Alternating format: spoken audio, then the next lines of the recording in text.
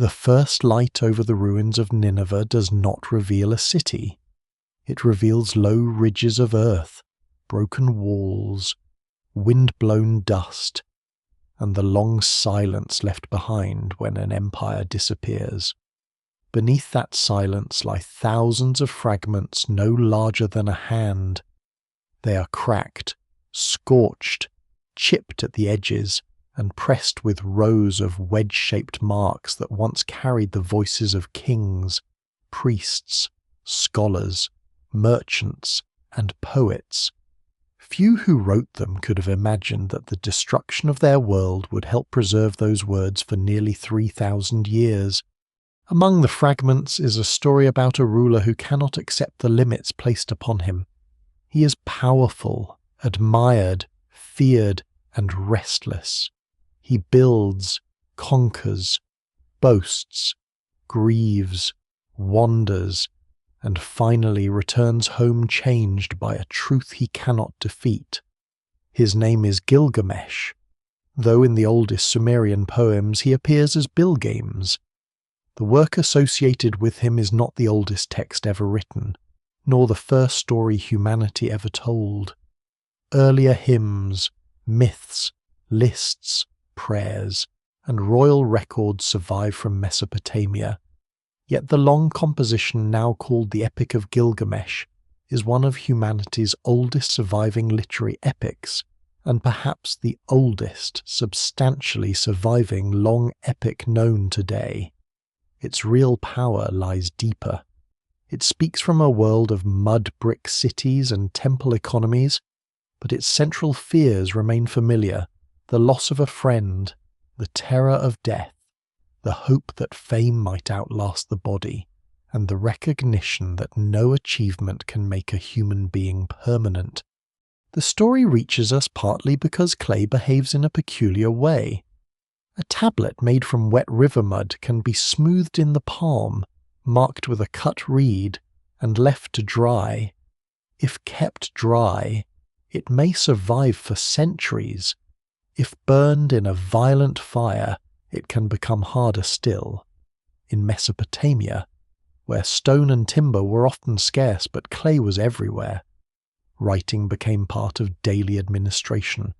Grain rations, beer accounts, contracts, school exercises, omens, prayers, and literature all entered the record through impressions made in soft earth. The writing, now called cuneiform, was not a single language, but a system used for several languages across many centuries. To modern eyes, its wedges can look abstract.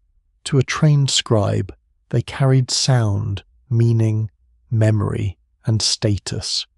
Before we go deeper, take a moment to like the video and subscribe, if this is the kind of history and mystery you enjoy. The path ahead begins not with a complete book waiting on a shelf, but with a ruined archive, a forgotten language, and a poem scattered across continents.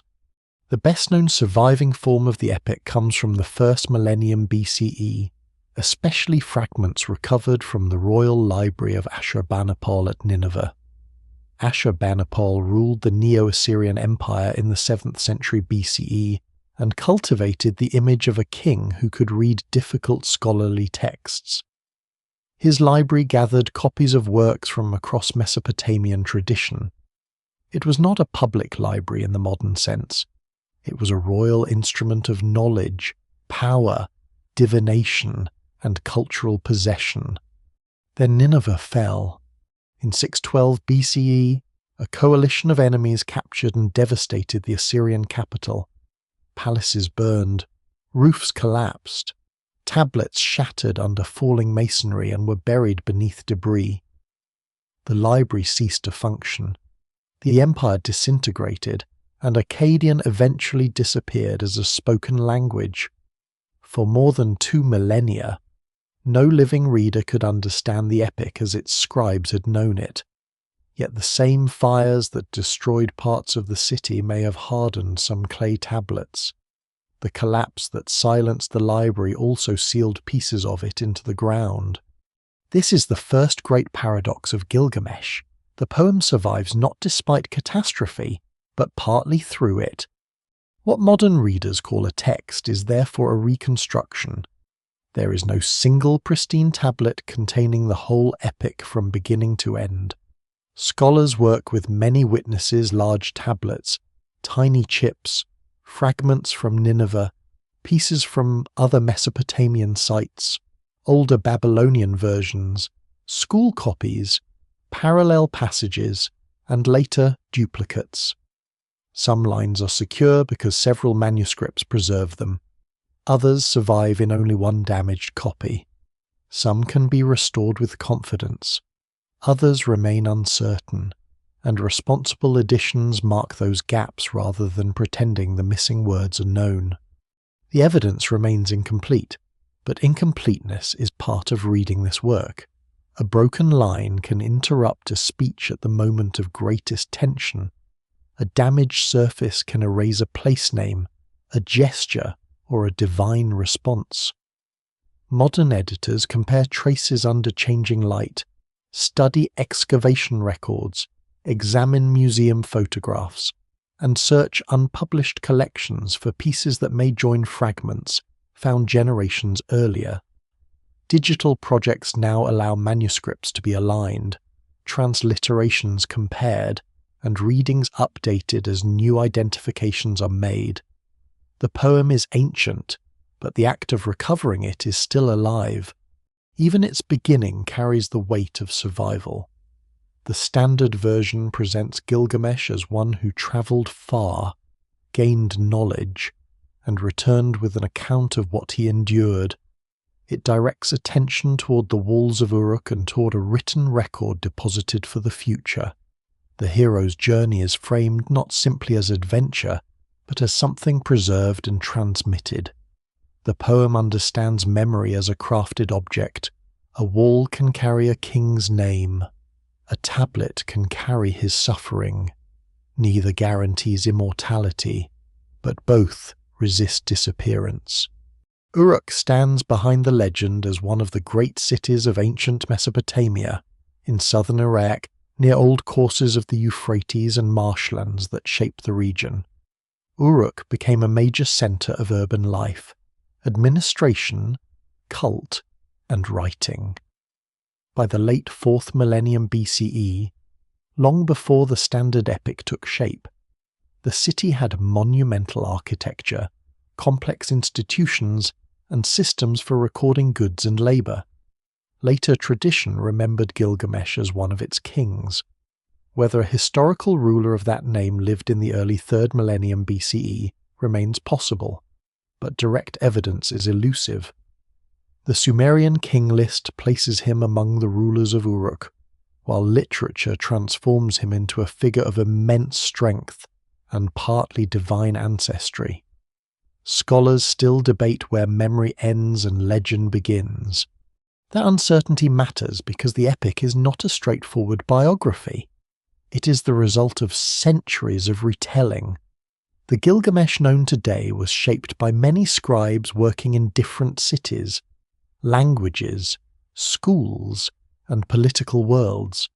Separate Sumerian poems told of battles, journeys, rival kings, the Bull of Heaven, the death of Gilgamesh, and encounters with the realm of the dead. Later Akkadian poets selected, changed, joined, and deepened these materials. The old Babylonian tradition developed a more unified narrative. Centuries afterward, the standard Babylonian version arranged the hero's rise, friendship, grief, wandering, and return into the form that became most influential. So the poem Beneath the Ruins is not the voice of one isolated author speaking once. It is closer to a river fed by many channels. Each generation receives a story, reshapes it, and passes it forward. Names shift, episodes move, speeches expand, meanings darken. The hero who once sought fame becomes the man who looks directly at death and discovers that knowledge cannot rescue him from it. The broken tablets of Nineveh preserve only one late stage of that journey. but they provide the doorway through which the epic re-entered the modern world. Their survival allows an ancient city to speak again, imperfectly, but with enough force to disturb the present. In the dust of a destroyed library, the first mystery is not merely what the story says. It is how a story copied by forgotten scribes, buried under imperial ruin, written in a dead language, and scattered into fragments managed to return at all. The return of the poem begins in the 19th century, when excavators and local labourers opened the ruins of Mesopotamian cities and brought thousands of clay tablets into museum collections. At first, the objects looked less like literature than debris from an unfamiliar system of knowledge. Many were broken before burial, during excavation, or in transport.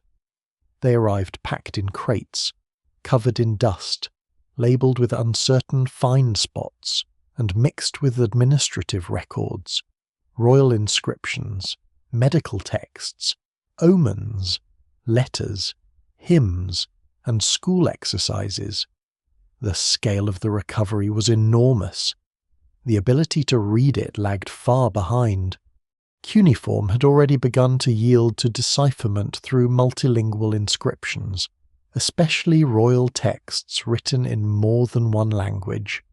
Scholars learned that the wedge-shaped signs could represent sounds, whole words, grammatical elements, or several possibilities at once. Reading a tablet required more than matching a sign to a meaning. A reader had to know the language, genre, conventional spelling, and habits of the copyist.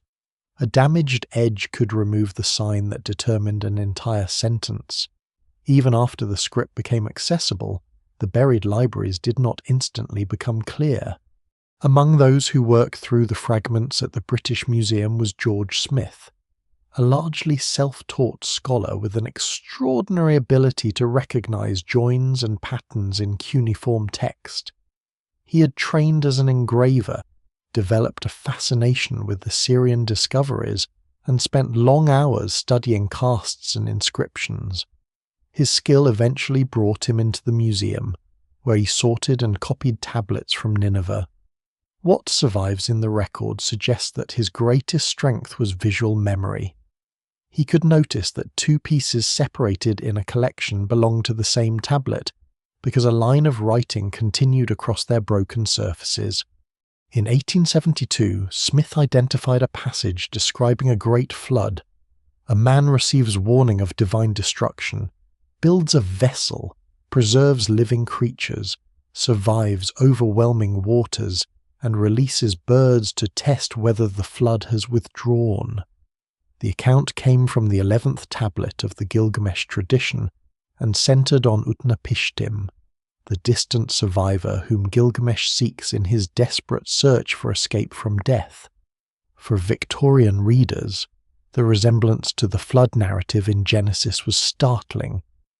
The discovery became famous almost immediately, not because the full epic was yet understood, but because one broken Mesopotamian tablet appeared to preserve a parallel tradition older than the surviving biblical manuscripts.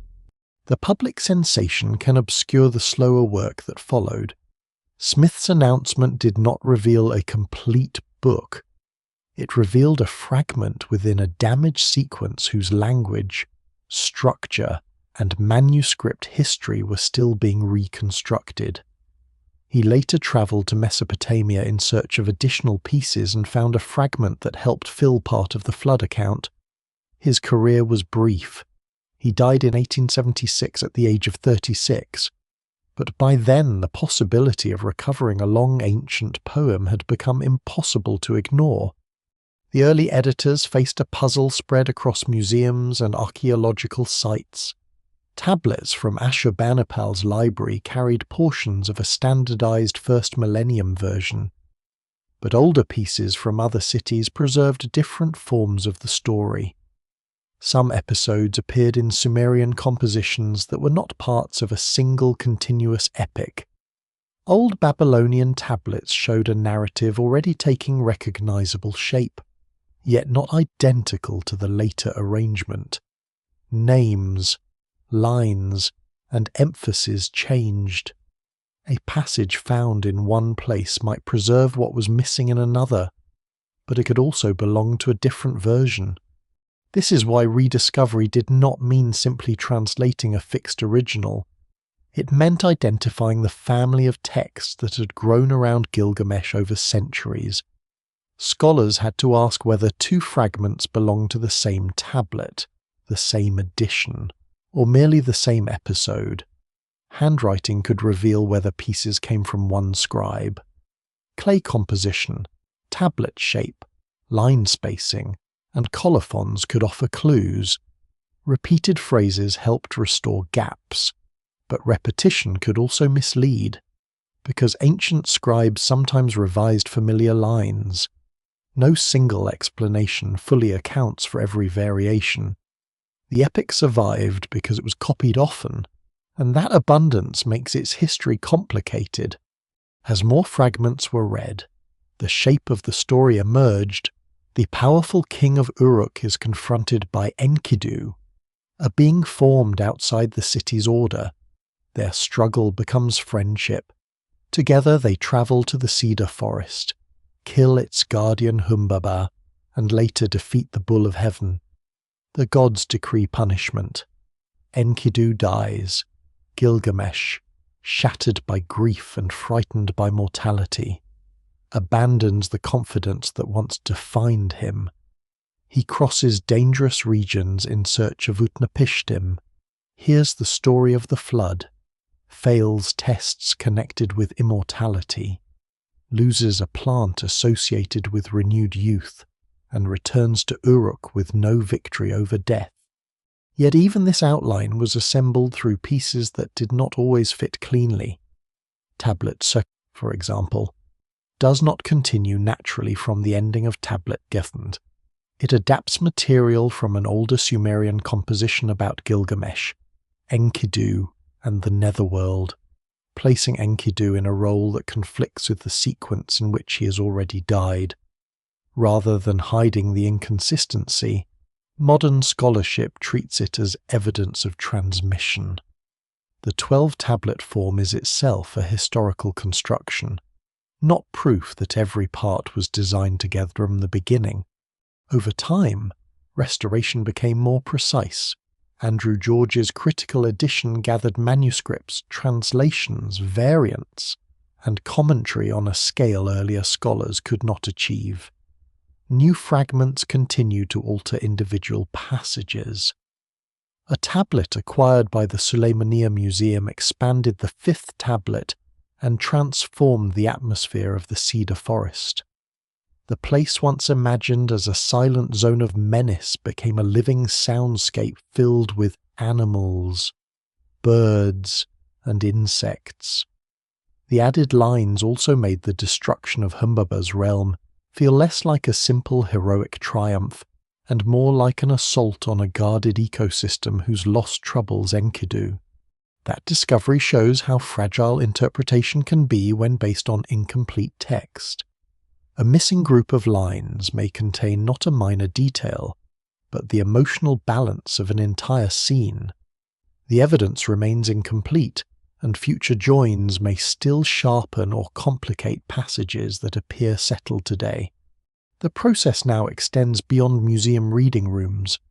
High-resolution photography, digital catalogues, machine-assisted sign recognition, and large transliteration datasets allow researchers to compare fragments across institutions with far greater speed.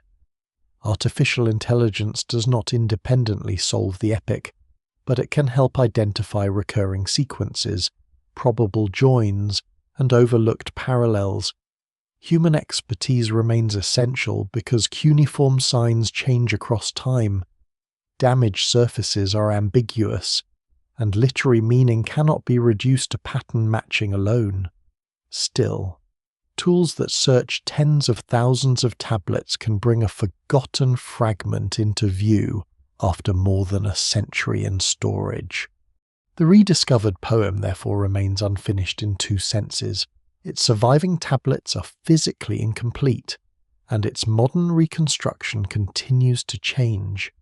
Each edition is a map of current knowledge rather than the final form of the ancient work. Lines once left blank acquire tentative readings. Fragments long assigned to one text are recognized as part of another. Digital editions can be updated as scholarship advances, turning the epic into a living archive of its own recovery. What returned from Nineveh was never a single object. It was a dispersed memory.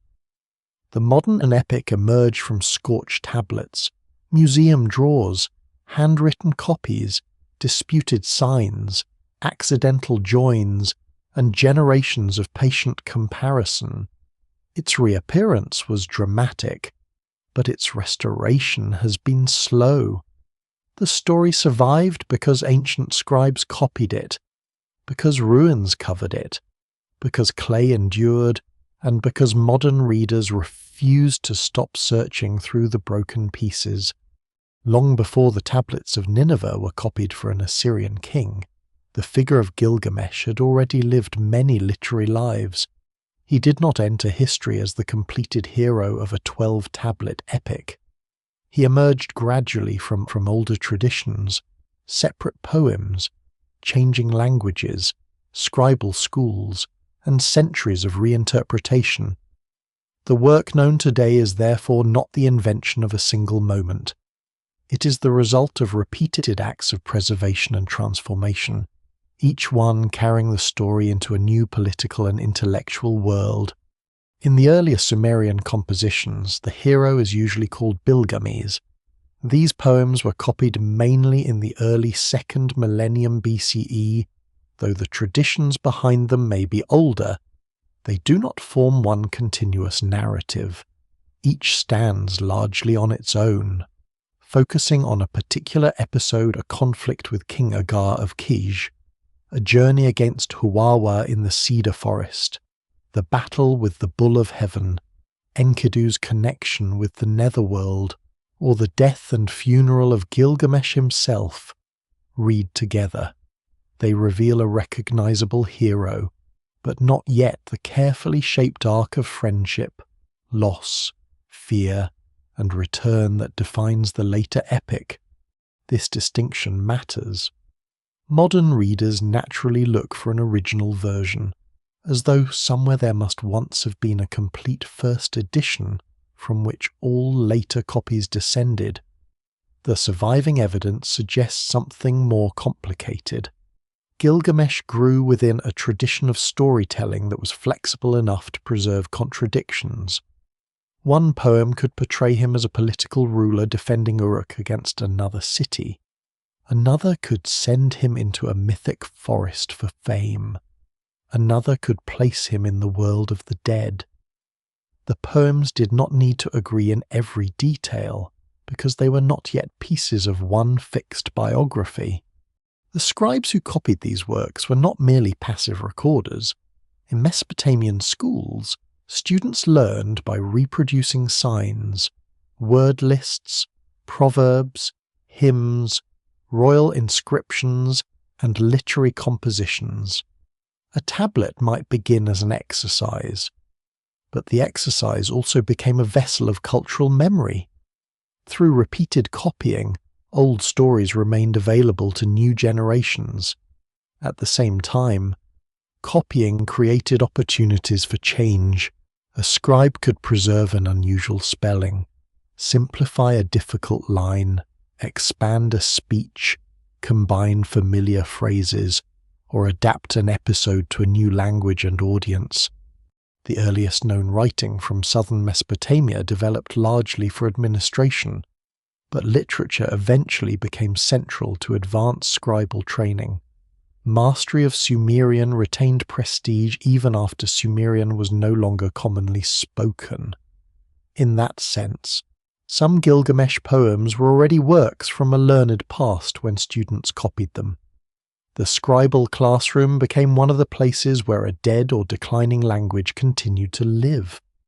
A student pressing signs into clay was not only practicing grammar, he was participating in a chain of transmission that could outlast cities and dynasties.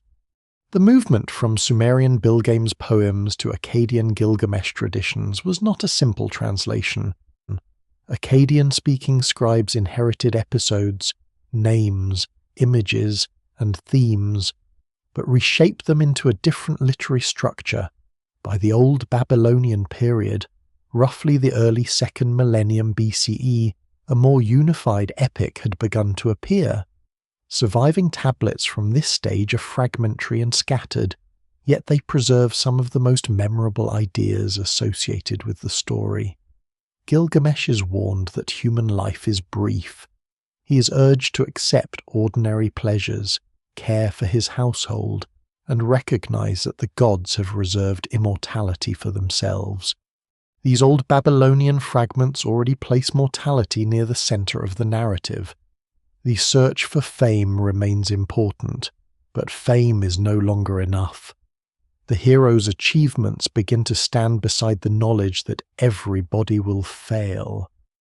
What survives in the record suggests that the poem was becoming less a collection of heroic adventures and more an extended examination of what human strength cannot overcome.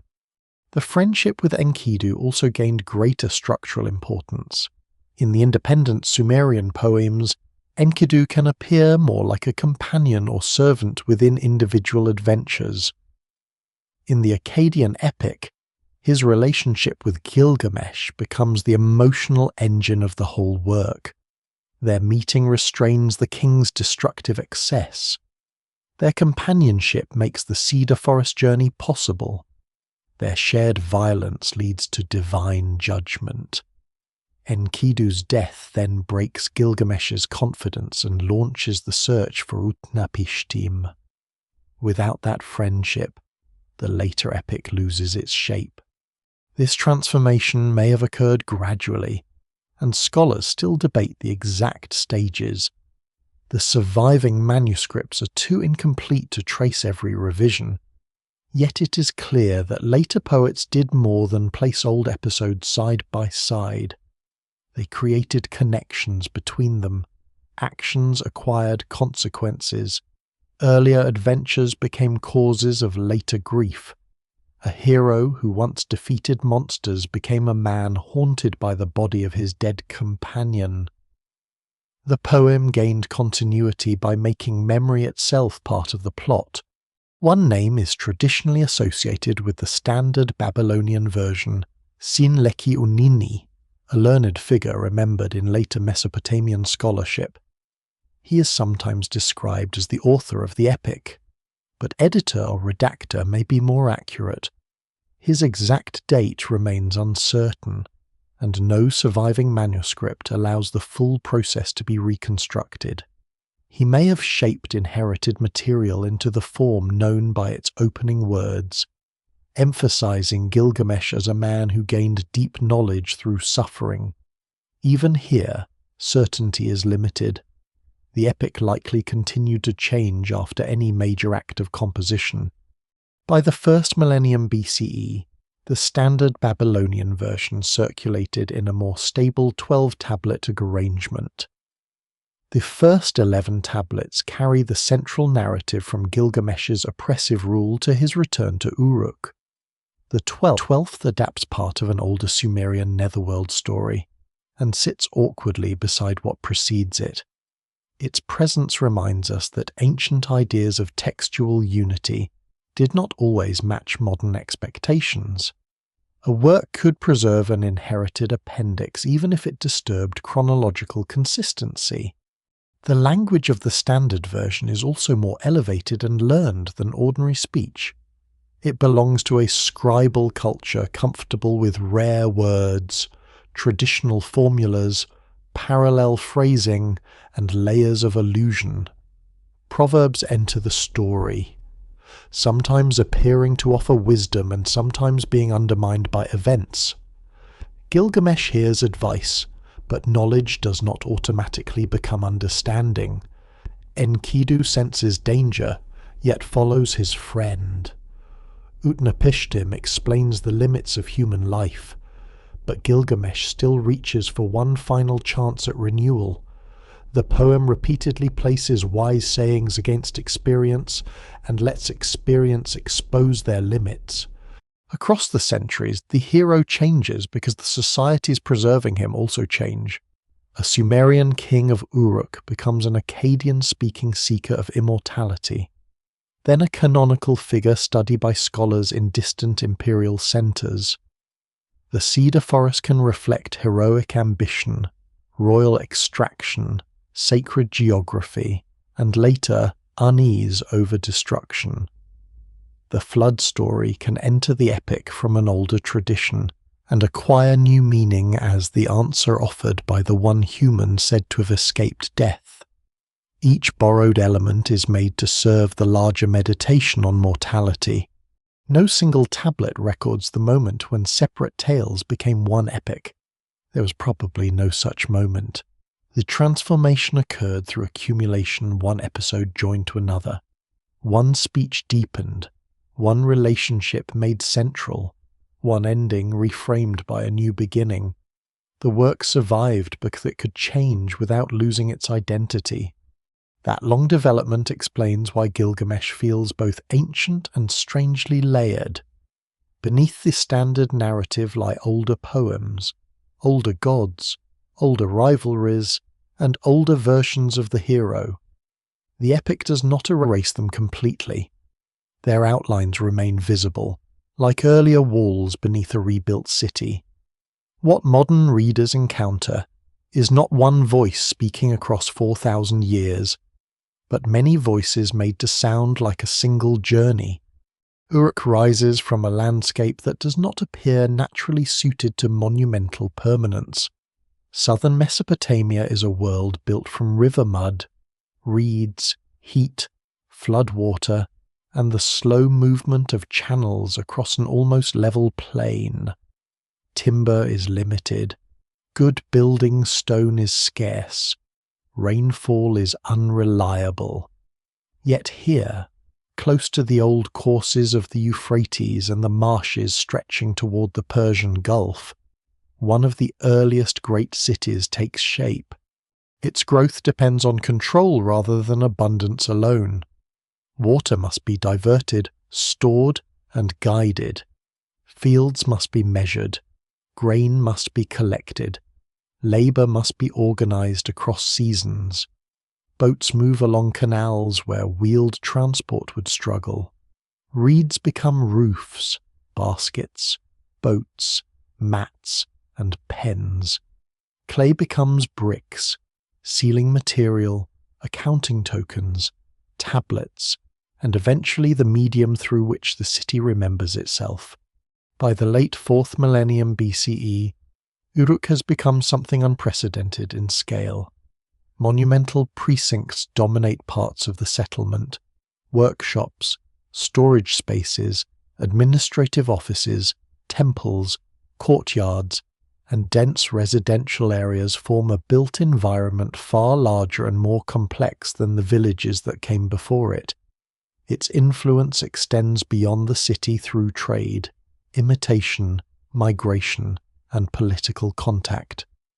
The earliest writing develops within this wider system of management, first recording goods, quantities, workers, animals, and institutions before expanding into the literary and scholarly worlds of later centuries.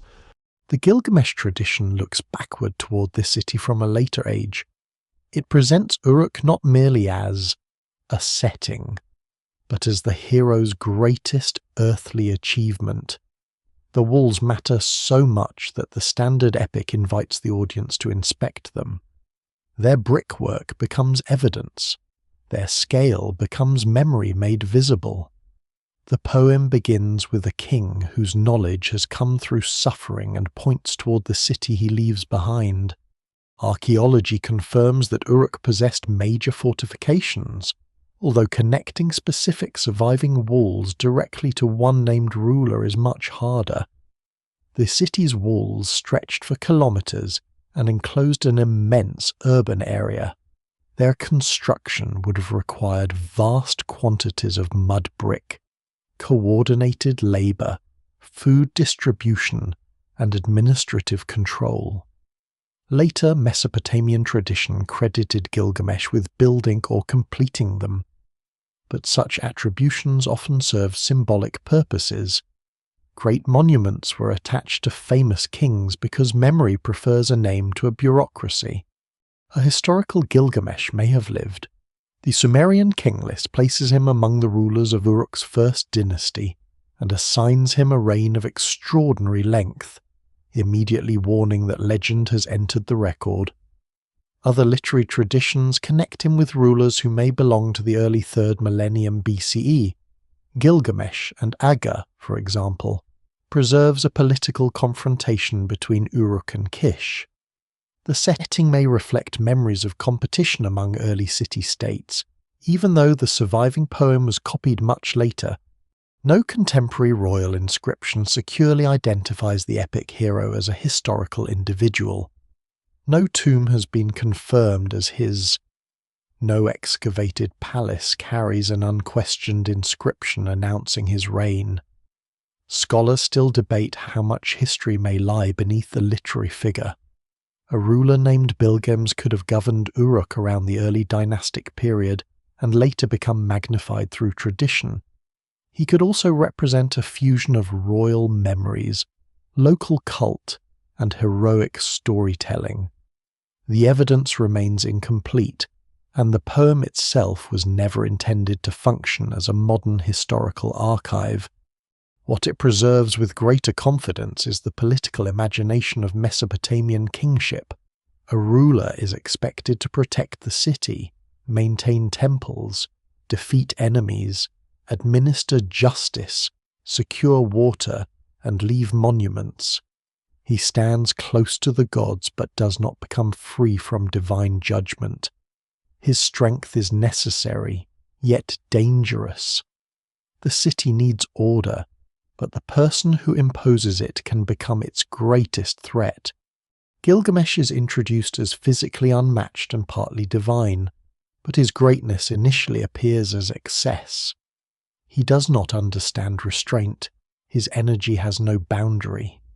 The people of Uruk appeal to the gods because the king who should protect them has disrupted the social balance. This tension reflects a deep Mesopotamian concern.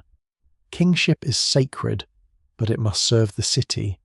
A ruler can be celebrated as a builder and warrior while also being warned that power without measure becomes destructive. Uruk itself embodies that contradiction. The city is a triumph of collective organization, yet its monuments concentrate authority. Its fields feed thousands, but require labor obligations. Its temples connect society to the divine order, while also controlling land and resources. Its walls provide protection, though they also define who belongs inside and who remains beyond. Urban life creates security, specialization, literacy, and wealth. But it introduces new inequalities and dependencies. The epic does not explain this social system as an archaeologist might. It turns the city's tensions into character. Gilgamesh is Uruk intensified, magnificent, productive, domineering, restless, and unable to stop expanding his will. His body is described as exceptional because the city thinks of itself as exceptional. His claim to fame resembles the city's claim to permanence. His early failure is not weakness, but strength without proportion. Beyond the walls lies a world the city needs and fears. Pastoral lands support herds. Marshes provide fish, birds, reeds, and transport routes. Distant mountains supply stone, metals, and timber unavailable on the alluvial plain. Trade networks connect southern Mesopotamia with regions across Iran, Anatolia, the Gulf, and the Levant. Urban survival depends on resources obtained from environments the city does not fully control. That dependence helps explain why the Cedar Forest carries such power in the epic. For a city built mostly from mud brick, great timber is precious. Cedar conveys wealth, scale, scent, durability, and access to distant lands. A king who reaches the forest and brings back its wood demonstrates the reach of his authority. Yet the journey also exposes the violence behind monumental ambition. The walls admired at the end of the epic stand within a world where construction, extraction, conquest, and fame are closely linked. Daily life in Uruk would have been filled with sounds and movements far removed from the silence of its ruins. Donkeys carry loads through narrow streets. Boats arrive at quays with grain, reeds, fish, wool, jars, and timber. Bakers work beside ovens. Brewers manage vats and rations. Scribes sit with damp tablets and cut reeds. Priests oversee offerings. Labour crews repair canals and walls. Merchants calculate debts. Families live in courtyard houses whose mud brick surfaces require constant maintenance. The city is never finished. Walls erode. Canals fill with silt. River channels shift. Roofs collapse if neglected. Every monument must be renewed by later hands. This physical reality gives the epic's obsession with permanence a quiet irony. Even the walls of Uruk survive only through repair, rebuilding, memory, and eventually archaeology. The historical Gilgamesh, if he existed, disappears behind this process. The literary Gilgamesh grows larger because generations continue to rebuild him. He becomes king, demigod, warrior, judge of the dead, grieving friend, and seeker of forbidden knowledge. Different cities copy his story because Uruk's hero has become more than local. Still, the city remains his anchor. Without Uruk, he would be only a wandering strongman. Its people reveal his failure. Its institutions define his authority. Its walls frame his return. The epic begins with the achievement of the city, and then forces the audience to examine the man who cannot yet understand what that achievement means. Before grief teaches him limitation, Gilgamesh believes greatness is the power to act without restraint. Uruk will soon produce an answer to that belief, not from its streets or its throne, but from beyond the cultivated land, where another form of human existence waits outside the walls. The problem inside Uruk is not that Gilgamesh lacks the qualities of a king. It is that he possesses them in dangerous abundance: strength, courage, ambition, sexual authority, military confidence, and divine favour gather in one man without the restraint that turns power into legitimate rule. The epic does not introduce him as a weak ruler threatened by chaos. It introduces him as the source of chaos within the very city he is meant to protect. The surviving lines are damaged in places, and translations differ in how they describe his conduct. But the picture is clear enough. Gilgamesh drives the people relentlessly. Young men are exhausted by his demands.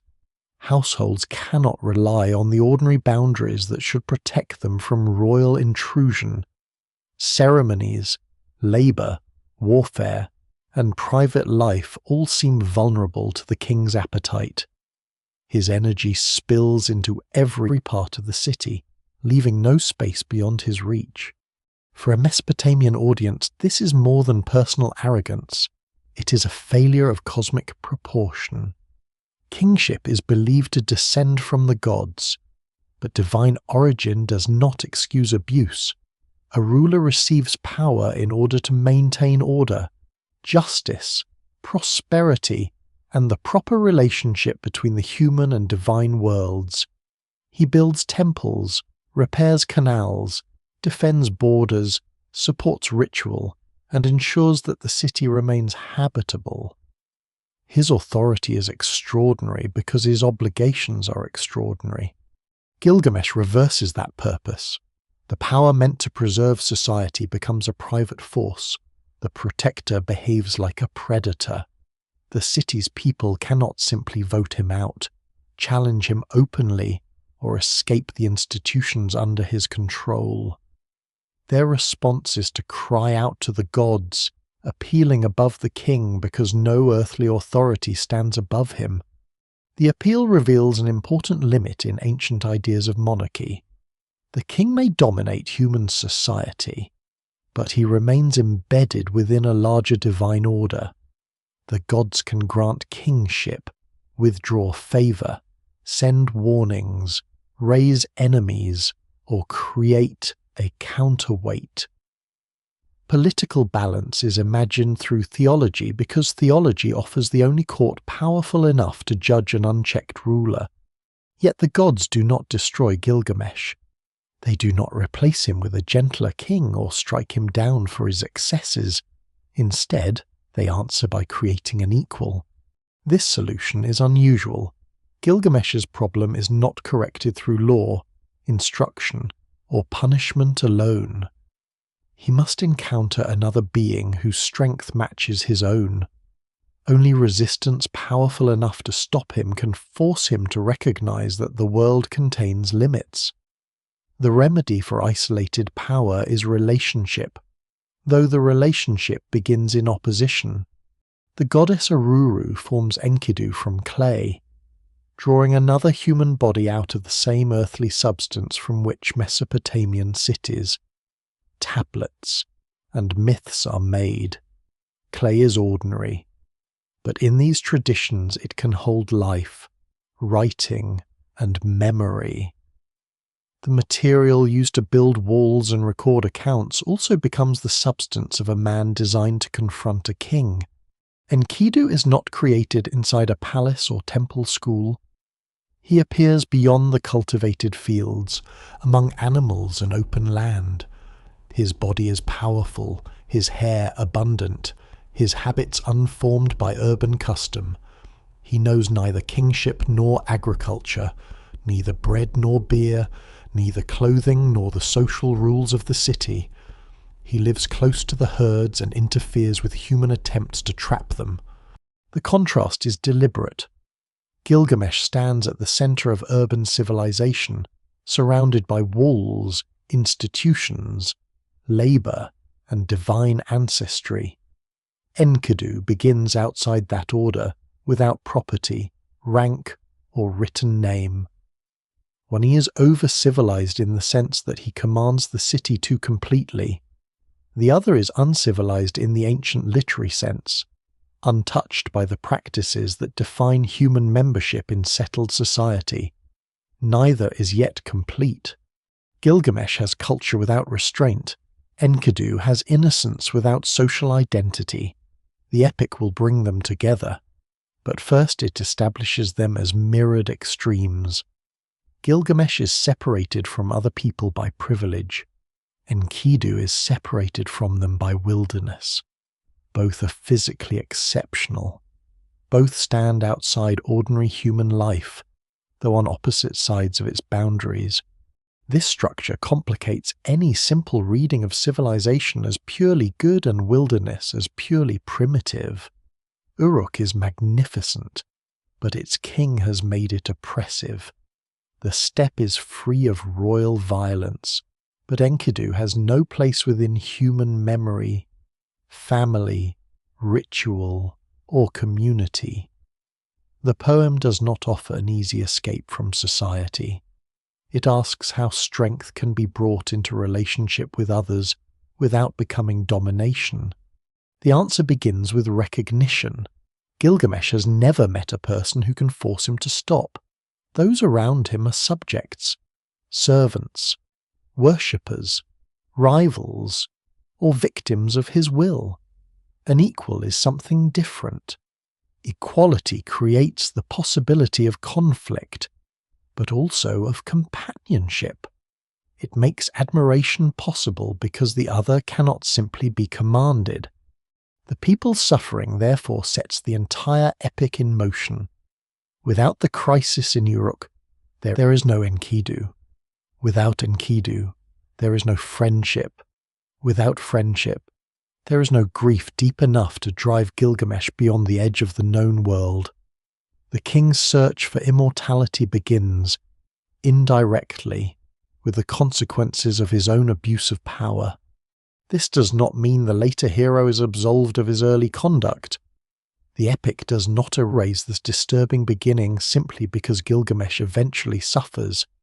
His transformation matters precisely because his greatness is morally unstable.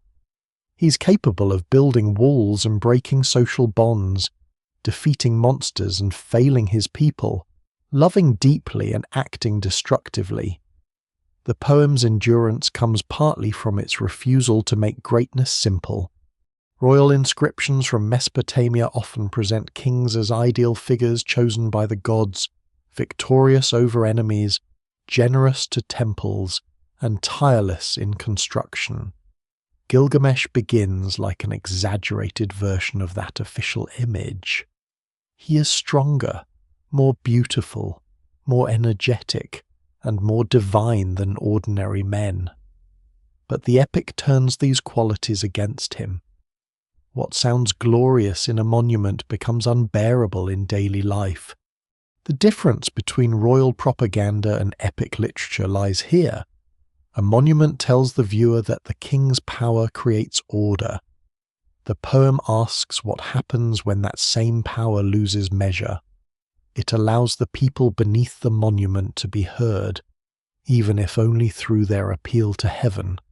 Scholars still debate the precise social practices reflected in the damaged opening passages. Some interpretations emphasize forced labor, others sexual privilege, military demands, or ritual rites associated with kingship. No single reconstruction resolves every broken line. What survives in the record suggests a broader truth. Gilgamesh violates the expected boundaries between ruler and ruled, and the city experiences his greatness as oppression. The divine response also carries a warning. The gods create Enkidu to balance Gilgamesh, but they do not remove danger from the world. The equal they send will become companion, accomplice, and eventually the person whose death destroys the king's sense of invulnerability. The solution to tyranny will open the path to love, but love will expose Gilgamesh to a suffering no physical strength can defeat. For the moment, he remains unaware. He moves through Uruk as though no boundary can hold him, while beyond the walls a second extraordinary life is taking shape. The city has called for relief, and the answer is already moving among the animals, carrying in his body the first true limit Gilgamesh will ever meet. The first person to encounter Enkidu is not a king, priest, or scholar, but a trapper whose livelihood depends on understanding the movements of animals. He notices that the traps he sets are being destroyed, the pits filled in, and the herds warned away from danger. Something powerful is moving with them, protecting them from human control. To the trapper, Enkidu is not yet a philosophical symbol or future hero. He is a practical disaster. The trapper's fear reveals how sharply Enkidu crosses expected boundaries. He looks human, but behaves as part of the animal world. He drinks at the watering place with the herds. He runs across open ground without clothing or cultivated food. He recognizes snares and breaks them before they can close. He is neither beast nor ordinary man, and the uncertainty makes him threatening. The trapper seeks advice, and the solution offered is to bring a woman from Uruk named Shamat. Modern retellings often reduce her role to seduction, but within the epic her task is broader and more consequential. She becomes the agent through whom Enkidu enters human society, through intimacy, speech, food, clothing, and instruction. She leads him across the boundary separating the steppe from the city. The episode reflects ancient Mesopotamian ideas about civilization rather than a literal account of human evolution. Enkidu is not a prehistoric ancestor becoming biologically human. He is already intelligent, powerful, and capable of choice. His transformation is cultural. The poem defines civilized life through learned practices, eating prepared food, drinking beer, wearing clothing, grooming the body, speaking with others, taking part in work, forming social bonds, and recognizing responsibility. After his encounter with Shamat, Enkidu attempts to return to the animals, but they no longer accept him as before. His body has not become weaker in any simple sense, yet the effortless bond is gone. The gazelles run from him. His speed fails to close the distance. Something irreversible has happened. This moment is often described as a loss of innocence, and there is truth in that reading, but the poem is more ambivalent. Enkidu loses direct belonging in the animal world, yet gains understanding, language, companionship, and the possibility of memory. He becomes separated from the life he knew, but not merely diminished. He is now able to hear about Uruk, learn of Gilgamesh, judge the king's behavior, and choose to intervene. Civilization enters the story as both wound and awakening. Shamat does not simply take Enkidu away from nature. She explains the city to him. She describes its temples, celebrations, people, and king. Her account of Gilgamesh includes admiration for his strength, but also prepares Enkidu to recognize the excess that has caused suffering. The wild man created as a counterweight begins to understand the purpose for which he exists. Before reaching Uruk, however, he must learn how humans live together. He enters the world of shepherds, people who occupy a middle ground between city and wilderness. They move with animals but belong to settled society. They guard flocks, share meals, confront predators, and participate in the exchange networks that support urban life. Among them, Enkidu's transition becomes visible in ordinary actions rather than divine declarations. Bread is placed before him, and he does not know how to eat it. Beer is offered, and he does not understand what it is. These foods are profoundly human in the world of the epic. Bread requires grain cultivation, harvesting, grinding, mixing, and baking. Beer requires stored cereals, fermentation, vessels, time, and shared knowledge. Both depend on cooperation extending far beyond a single individual. Shamat instructs him. Enkidu eats until satisfied and drinks deeply. The scene carries humour, but it also marks entry into a social economy. To consume bread and beer is to receive the work of fields, brewers, bakers, potters, and households.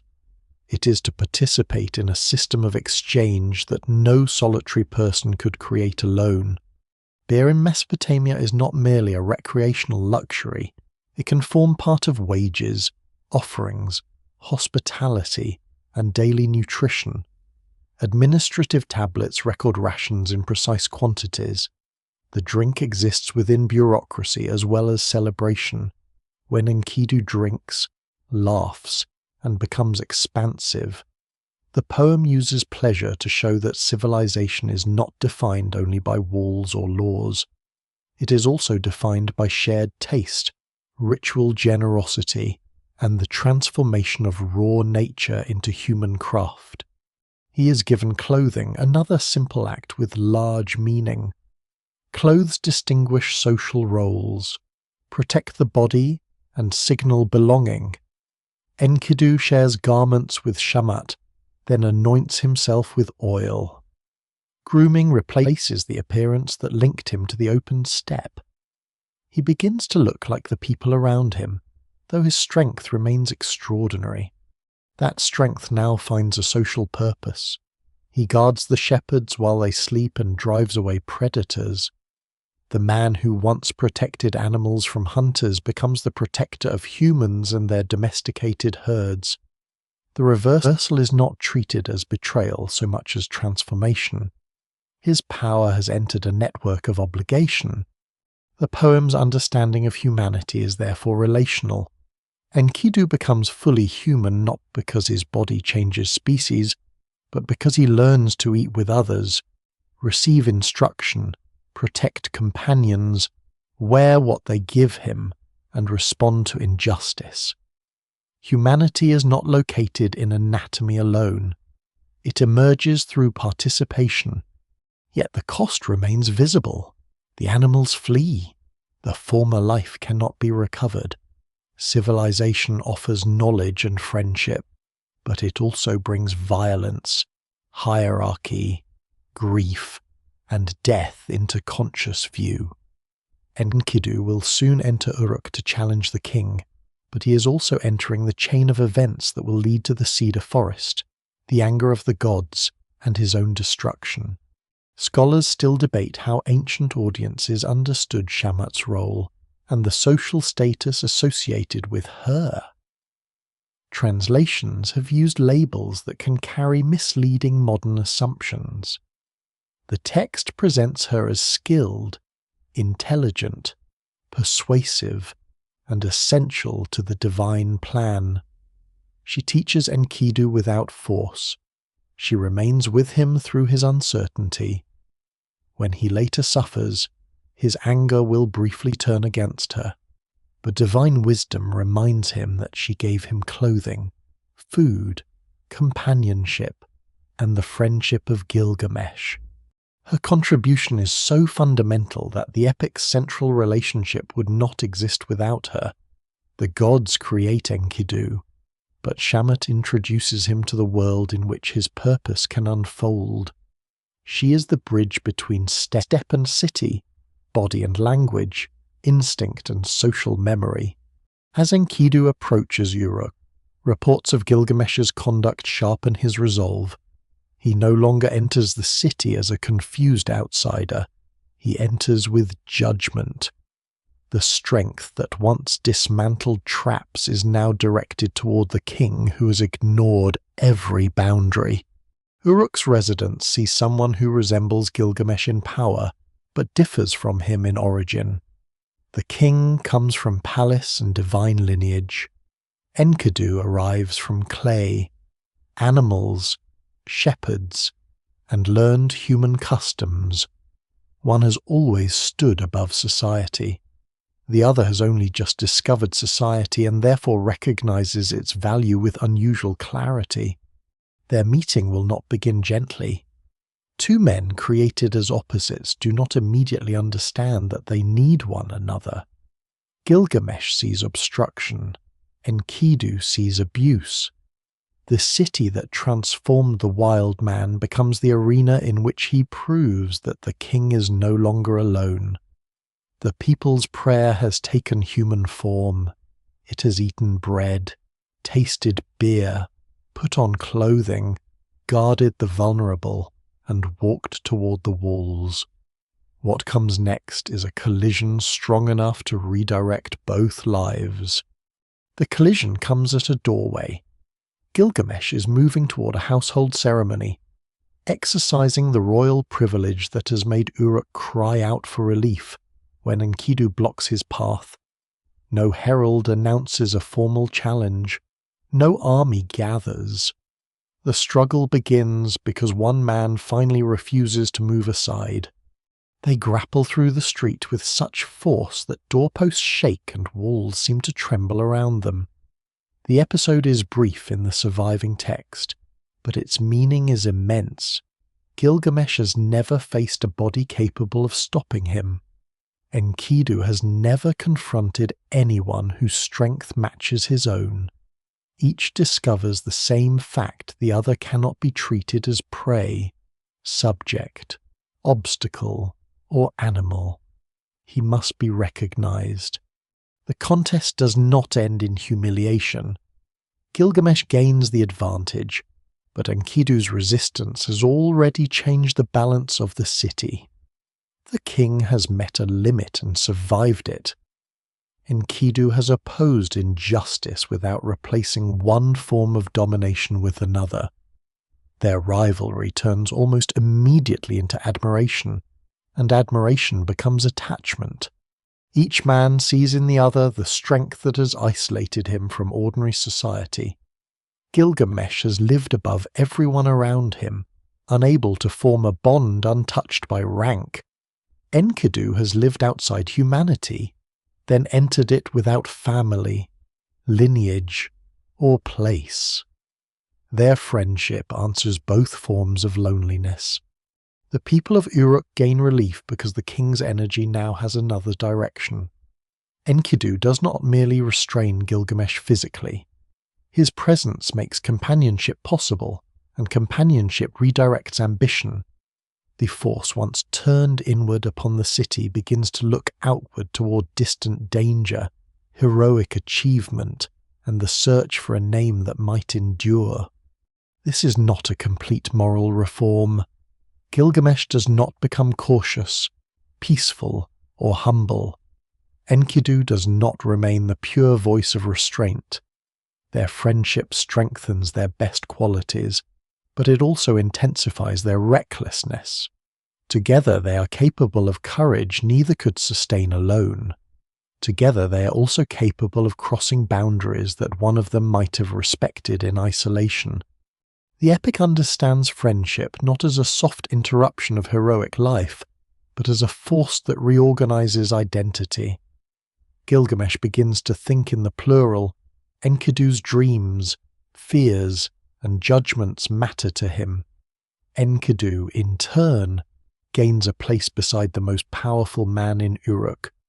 Their bond is recognized by the city and by Gilgamesh's mother, Ninsun, who receives Enkidu into a network of kinship. The outsider who arrived without ancestry is given relational belonging. This matters because Mesopotamian identity is deeply tied to household, city, temple, and name. A person without such connections risks being socially invisible. Enkidu's friendship with Gilgamesh brings him honor, but also obligation. He is no longer free to disappear into the steppe. He now shares the king's choices and their consequences. Gilgamesh soon proposes an expedition to the Cedar Forest. The plan is grand, dangerous, and unnecessary in the ordinary sense. Humbaba, guardian of the forest, has not invaded Uruk. The distant Cedar realm lies under divine protection. Gilgamesh seeks it because human life is brief and death is certain. If he cannot live forever, he can attempt something worthy of remembrance. The logic is heroic and deeply anxious. Fame becomes a substitute for immortality. A name spoken after death offers the only continuation available to someone who knows the body will fail. In older Sumerian traditions, the Cedar Forest journey already carries this idea. The later epic deepens it by placing Enkidu beside Gilgamesh, making the quest both a shared achievement and the first step toward devastating loss. Enkidu initially resists. He knows something of the forest and its guardian. Humbaba is not merely a large enemy waiting to be conquered. He is appointed by the god Enlil and associated with terrifying force, overwhelming radiance, and a voice compared to destructive weather. Enkidu understands that distance does not make the place empty or available. The forest has an order of its own. Yet Gilgamesh's determination draws him forward. This is one of the central contradictions in their friendship. Enkidu is created to oppose the king's excess, but love and loyalty gradually make him an accomplice in it. He warns, hesitates, and recognizes danger, then agrees to go. The bond that humanizes Gilgamesh also pulls Enkidu into the king's ambition. The elders of Uruk offer caution. They know that strength without experience is not enough and urge Gilgamesh to trust Enkidu's knowledge of the way. Their advice places the former wild man in a new role. He's no longer the outsider learning how to eat bread. He is the guide whose understanding may preserve the king. Ninsen responds with ritual seriousness. She asks the sun god Shamash to protect her son and accepts Enkidu as one who will watch over him. Her actions transform the expedition from private bravado into a journey embedded in divine and familial obligations. Gilgamesh and Enkidu are not simply two warriors leaving for adventure. They carry the hopes and fears of Uruk with them. Preparations begin. Craftsmen forge enormous weapons. Axes and swords are described with weights beyond ordinary use, emphasizing heroic scale rather than practical archaeology. Metal had to be mined, transported, smelted, cast, sharpened, and maintained. Provisions had to be gathered, routes had to be known. The friendship also enters the epic's language. The two men encourage one another through repeated sayings about companionship. Recent scholarship has drawn attention to proverbial sequences within the Cedar Forest material, including the idea that two together can withstand what would overcome one alone. Similar wisdom appears across later Near Eastern traditions, though direct lines of borrowing are difficult to prove. Within the epics, courage is presented as relational. Gilgamesh may be physically supreme, but he cannot complete the journey as an isolated hero. At the same time, proverbs are not guarantees. The poem often presents wisdom and then lets events complicate it. Two companions can protect each other, but they can also lead each other deeper into danger. Shared strength can resist an enemy, yet shared ambition can magnify a mistake. The evidence remains incomplete in some damaged passages, but the pattern is clear, warnings are spoken, and still the heroes proceed. This is why their friendship feels so human despite its mythic scale. It does not make either man perfectly wise. It gives each a reason to act, a person to impress, someone to protect, and someone whose approval matters. Their loyalty becomes inseparable from their pride. When they leave Uruk, Gilgamesh is no longer the solitary ruler whose unchecked force crushes the city. Enkidu is no longer the nameless being among the herds. They walk as companions, and the people see them as a pair. One knows the city and seeks the wild. The other knows the wild and has chosen the city. Between them lies a balance that seems, for a moment, strong enough to overcome anything. But the journey they begin is not simply an outward adventure. It is the mechanism by which their bond will be tested, celebrated, and condemned. The forest will reveal the beauty of the world they intend to violate. Humbaba will expose the uncertainty beneath heroic confidence. The gods will remember what the two men prefer to treat as glory. For now, they move away from the walls together. Gilgamesh has found the equal he needed. Enkidu has found the belonging he lacked. Their friendship has corrected one form of disorder, but it has also created a new force in the world, two extraordinary men whose courage is doubled, whose restraint is uncertain, and whose names will soon be tied to an act neither can undo. The road to the Cedar Forest stretches beyond the familiar canals and fields of southern Mesopotamia, carrying Gilgamesh and Enkidu toward a landscape imagined as distant, elevated, sacred, and dangerous. For the people of Uruk, cedar does not grow nearby. It belongs to mountains far beyond the alluvial plain, where the flat horizon gives way to stone ridges, deep valleys, cold streams, and forests whose trees rise higher than any mud brick wall. The journey itself becomes heroic through distance. The epic compresses enormous stretches of land into repeated stages. with the companions covering in days what ordinary travellers might need far longer to cross. This is not geography measured like a modern map, it is poetic space, designed to make each day of travel feel like movement beyond the limits of ordinary human endurance. At evening they stop, prepare a sleeping place, and perform rituals before resting. Gilgamesh dreams repeatedly. The dreams are violent and immense mountains collapse. Storms break, terrifying figures appear, and the earth seems to convulse around him.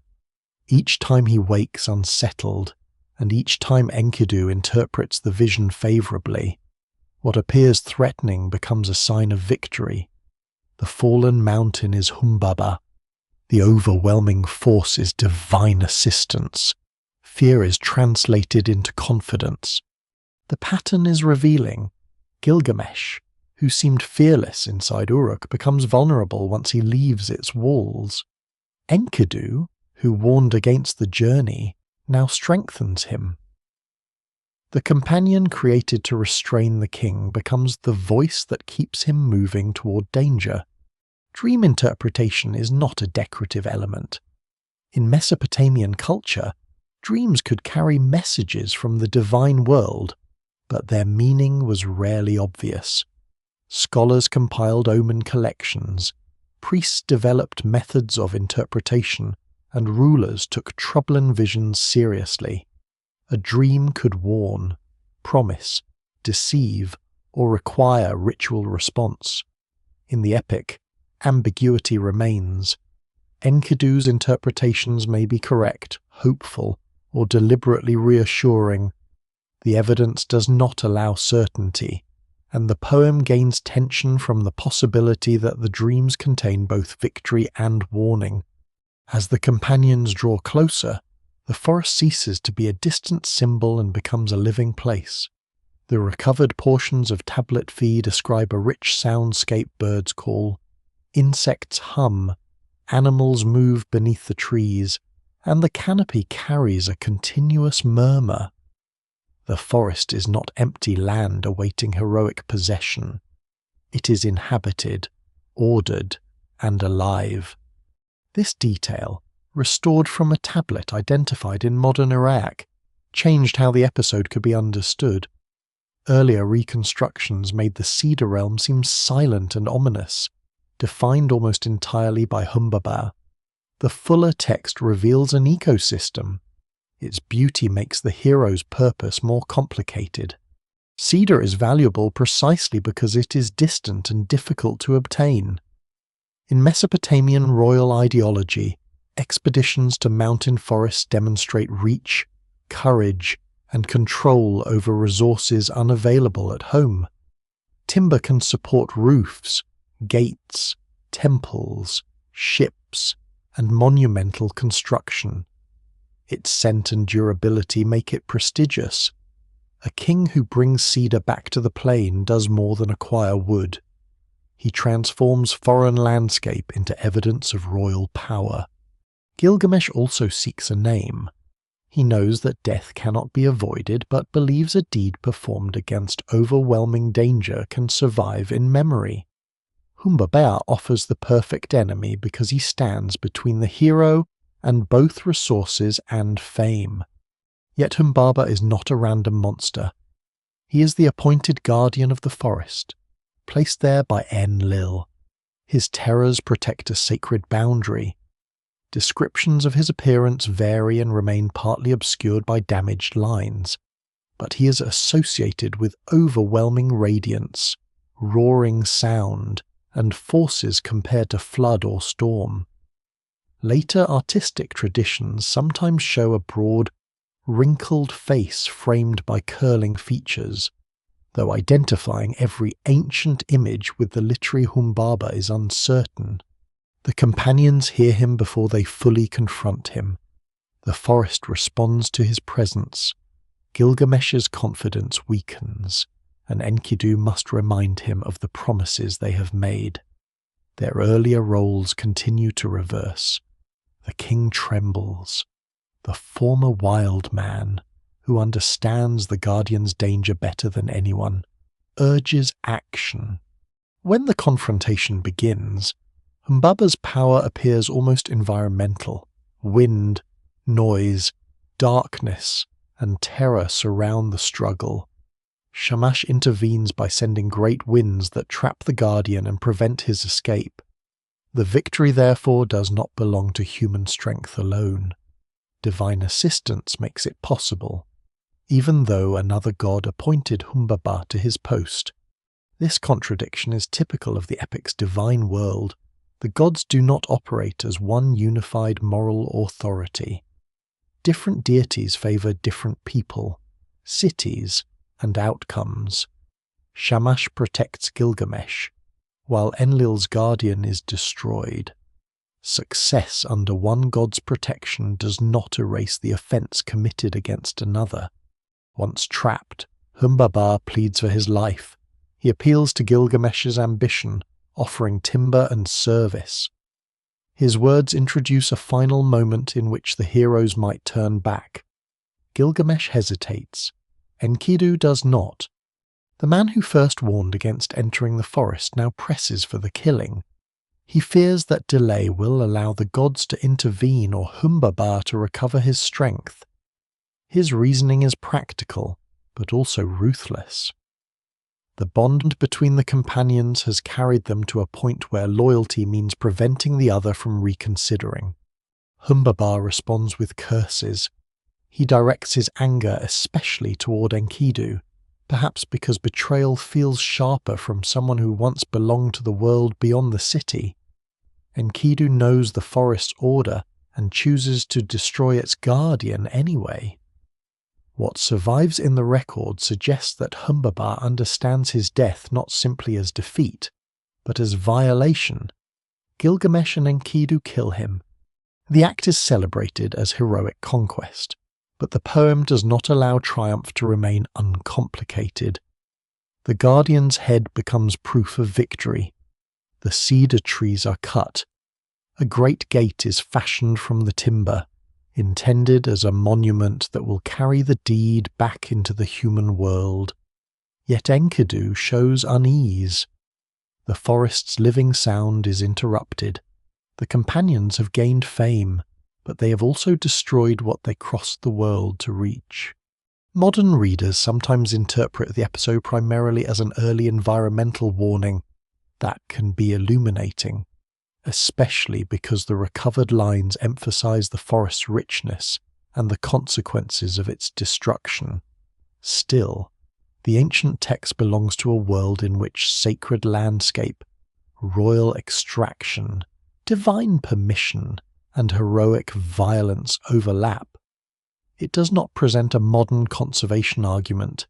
Its power lies in showing that conquest creates loss even when the conquerors call it glory.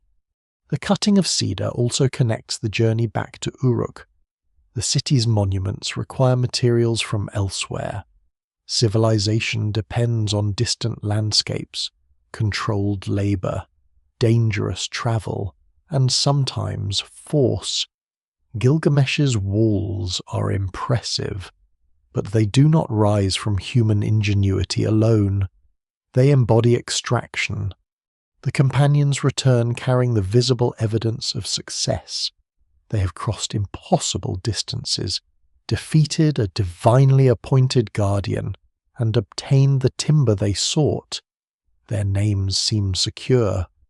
The logic of heroic fame appears to have worked, but the victory contains its own accusation. Humbaba's curse has been spoken. Enlil's authority has been challenged. Enkidu's earlier caution has been silenced by the very friendship that once made him wise. Gilgamesh has learned that companionship can conquer fear, but not yet that shared courage does not make every action just.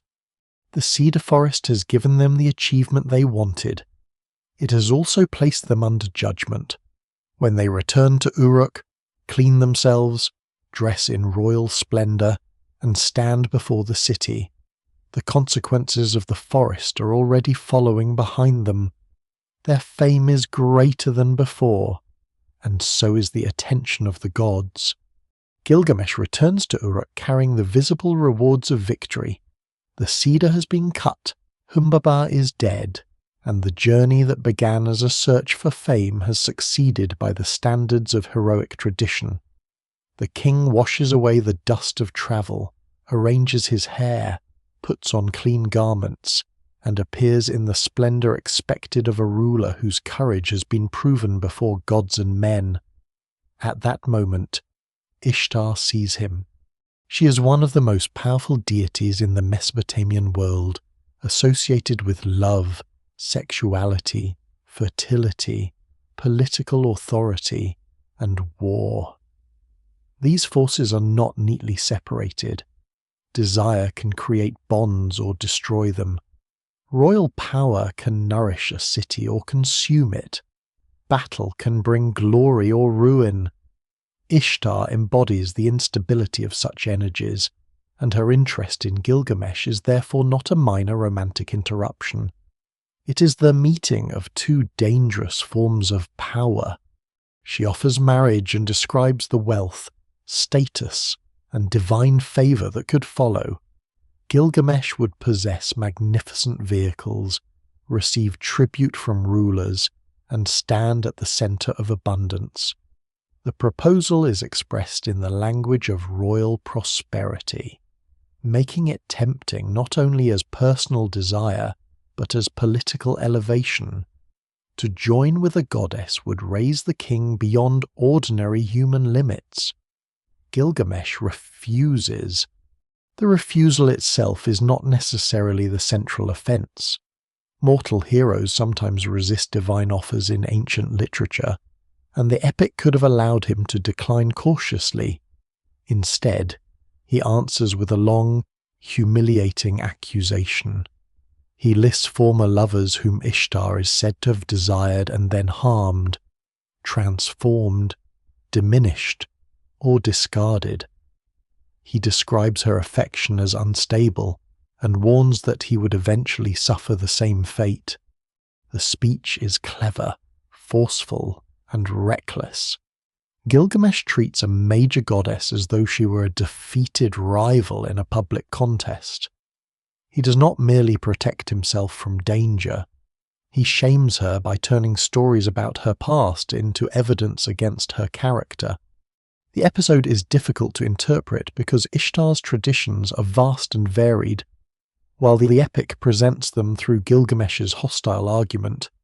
The figures he mentions belong to myths and cultural associations that are not always fully understood. Some may reflect seasonal cycles, ritual traditions, animal behaviour, or older stories now lost. The evidence remains incomplete, and the speech should not be read as a neutral biography of the goddess. What matters within the narrative is that Gilgamesh believes heroic success has placed him beyond consequence. He has killed Enlil's guardian and returned safely. Shamash has assisted him. Enkidu stands beside him. Uruk celebrates his strength.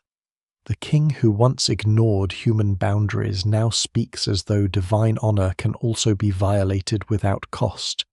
Ishtar rises to heaven and appeals to her father Anu and her mother Antu. She demands the bull of heaven so that she can punish Gilgamesh and Uruk. When Anu hesitates, she threatens to break open the gates of the netherworld and release the dead among the living. The language is extreme because divine disputes in the epic can endanger the entire human order. Anu warns that releasing the bull will bring years of hunger. This detail turns divine vengeance into an ecological and social catastrophe. A conflict between a goddess and a king will not remain confined to palace or temple. The land itself may suffer. Ishtar claims that she has prepared reserves, and Anu finally gives her the bull. The creature descends upon Uruk with destructive force. The ground opens. Men fall into great pits created by its breath or movement. The Euphrates is disturbed, and the city's population faces a threat no ordinary defense can contain. The bull is not simply a large animal. It represents divine punishment expressed through drought, earthquake, famine, or overwhelming natural power, depending on how its imagery is understood, ancient audiences may also have recognized celestial associations. The Bull of Heaven is connected by name and tradition with the constellation Taurus, although the precise relationship between myth, ritual, and astronomy remains debated. In Mesopotamian thought, earthly events, divine will, and signs in the sky often belong to one connected system. A heavenly bull could therefore carry cosmic meaning as well as physical terror. Gilgamesh and Enkidu confront it together. Their practice coordination proves decisive. Enkidu seizes or controls the bull from behind while Gilgamesh delivers the killing blow. The scene repeats the pattern established in the Cedar Forest. An enemy linked to divine authority is overcome through companionship, strength, and tactical cooperation. Once again, victory seems to confirm their belief that together they are unstoppable. Enkidu then commits an act of deliberate insult. He tears away part of the bull's body and throws it toward Ishtar, declaring that he would treat her in the same manner if he could reach her. The gesture goes beyond defense. The bull has already been defeated. What follows is humiliation directed at the goddess who sent it. Ishtar gathers ritual mourners, while Gilgamesh turns the bull's horns into an offering or prestigious object. The city celebrates. Artisans admire the size and beauty of the horns. The heroes move through Uruk in triumph, and Gilgamesh asks who is greatest among men. The crowd answers as expected. The scene is loud with victory, yet the reader already knows that something has shifted. Humbabar's death could be framed as an expedition into distant sacred territory, where motives of fame, timber, and royal ambition remained entangled. The Bull of Heaven is different. It comes directly from the gods as punishment, and the heroes answer not only by killing it, but by mocking the deity behind it. Their actions now form a sequence. Gilgamesh and Enkidu have killed Humbabar, felled the Cedar Forest, rejected Ishtar with public contempt, slain the bull, and insulted a goddess after the battle. No single deed stands alone. Each victory strengthens their confidence and narrows the possibility of restraint. The gods meet in council. In the epic, divine judgment is not always consistent or morally simple. Shamash has supported the heroes and may defend them. Enlil has reason to condemn the death of Humbabar. Ishtar demands vengeance for the bull. Anu has allowed the creature to be released. The gods themselves helped create the conditions that produced the offense, yet responsibility falls upon the human companions. The decision is that one of the two must die. Gilgamesh is the king, partly divine, protected by his status and perhaps by the favor of Shamash. Enkidu, created as his equal and companion, becomes the chosen victim. The logic may appear unjust, and the poem does not fully resolve that discomfort. Enkidu participated willingly, sometimes urging violence when Gilgamesh hesitated. But he was also created by the gods to correct the king and then drawn into the king's ambitions. No single explanation fully accounts for why judgment falls upon him alone. His death may satisfy divine order without destroying Uruk's ruler.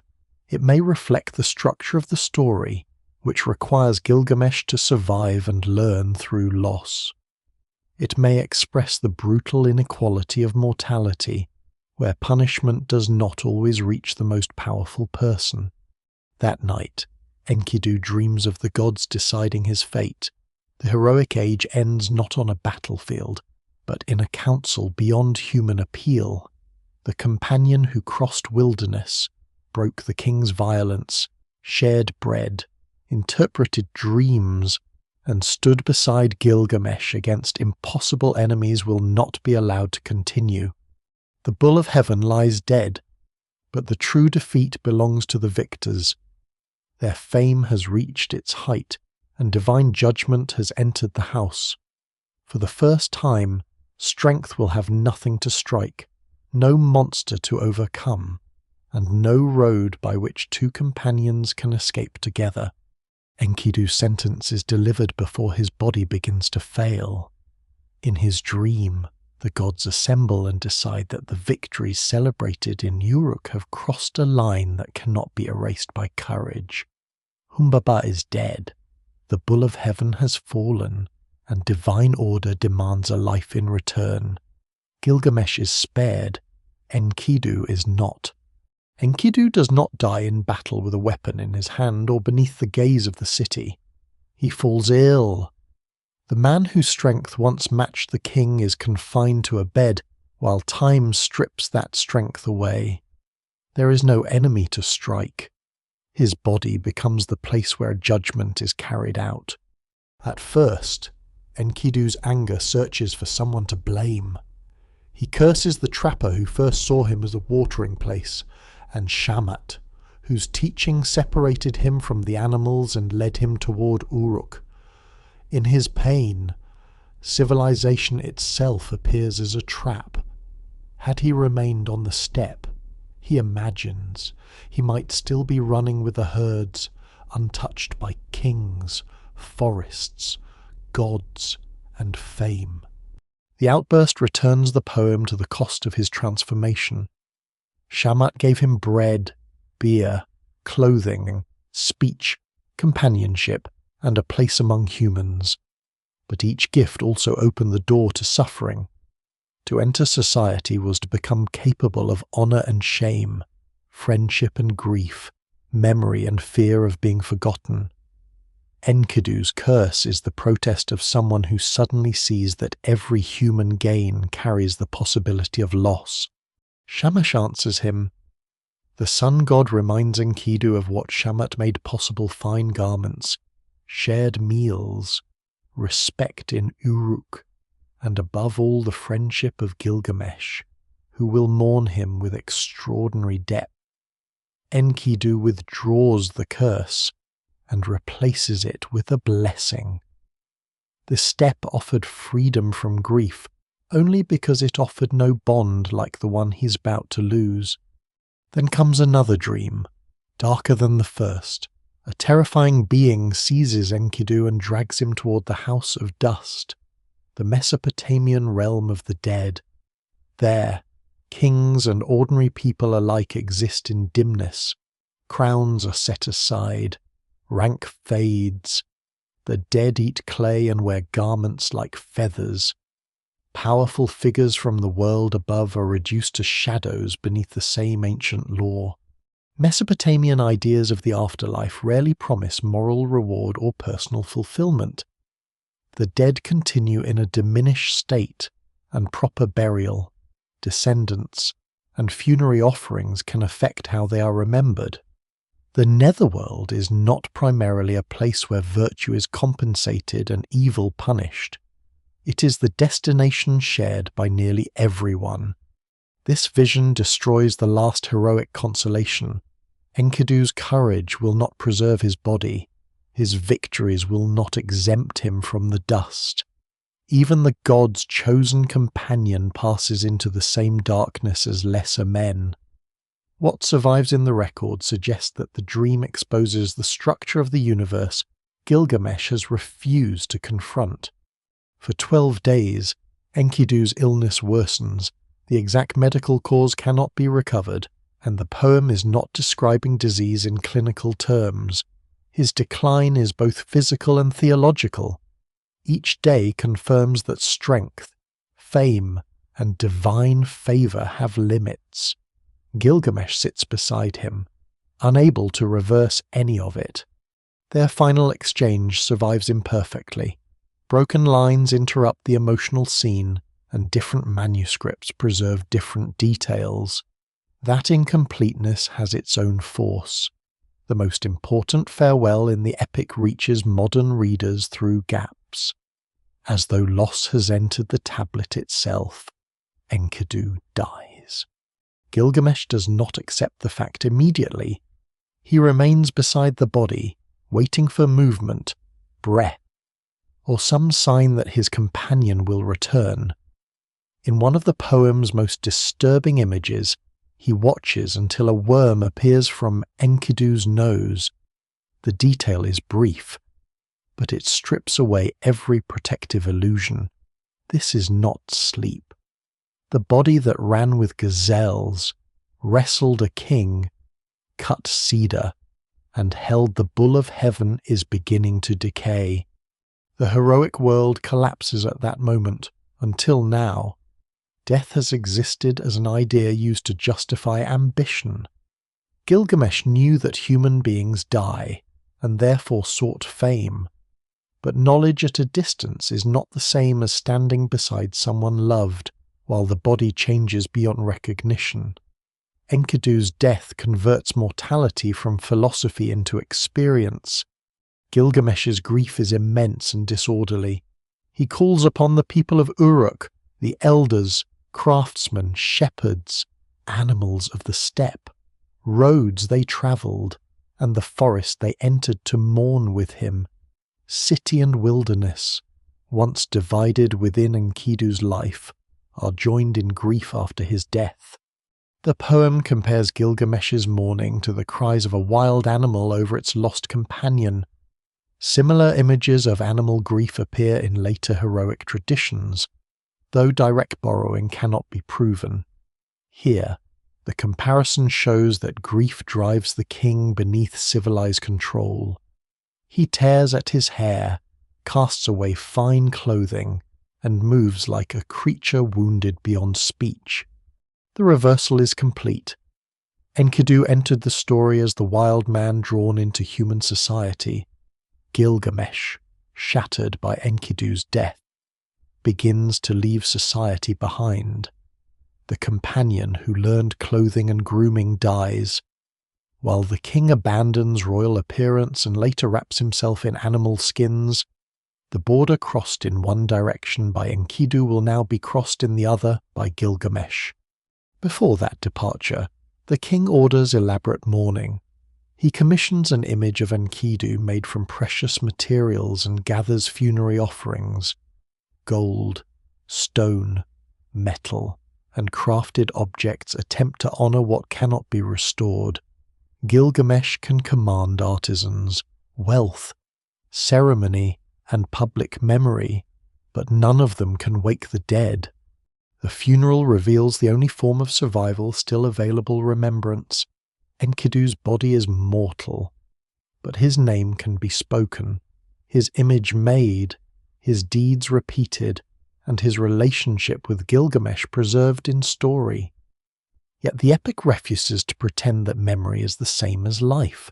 A statue does not answer. A lament does not breathe. Gilgamesh now sees himself in Enkidu.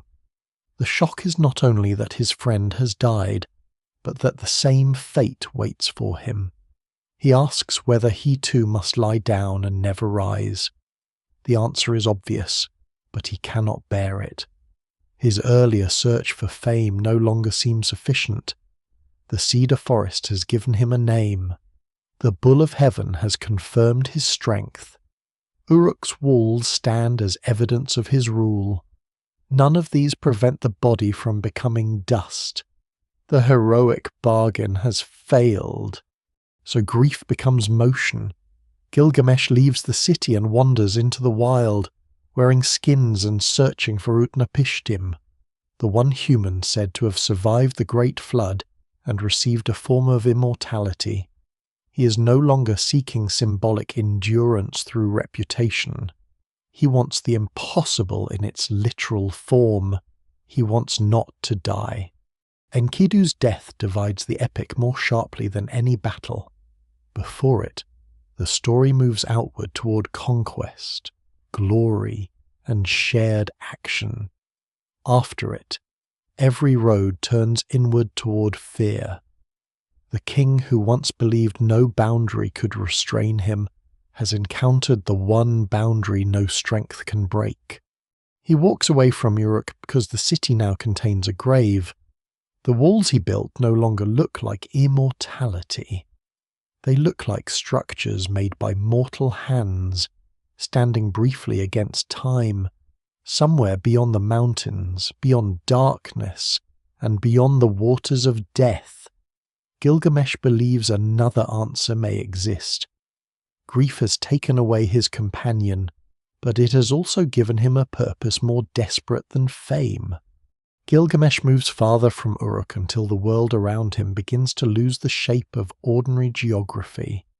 He wears animal skins, lets his hair grow wild, and crosses the open country as though distance itself might separate him from death.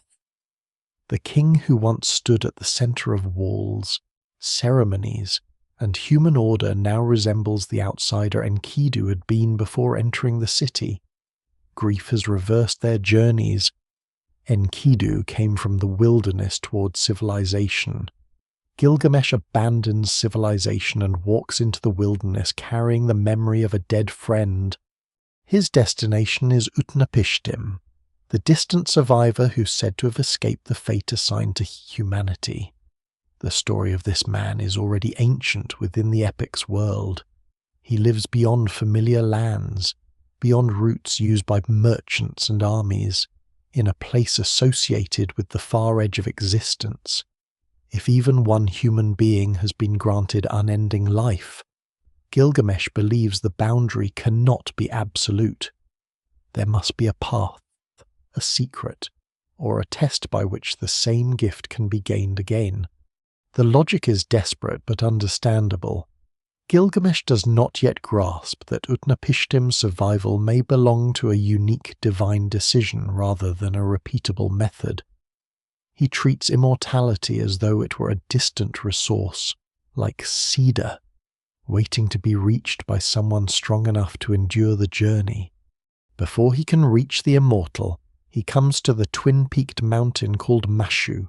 Its name is associated with mythic remoteness, and its foundations are imagined as extending into the netherworld, while its summit touches the heavens.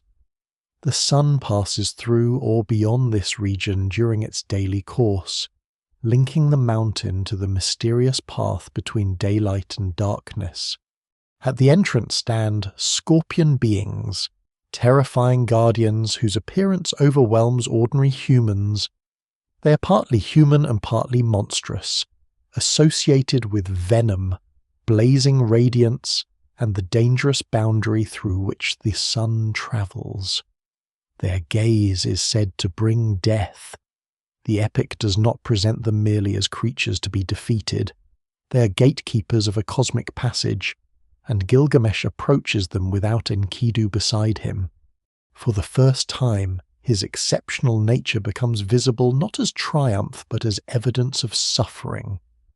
The guardians recognize that he is more than an ordinary man, yet also see that grief has damaged him.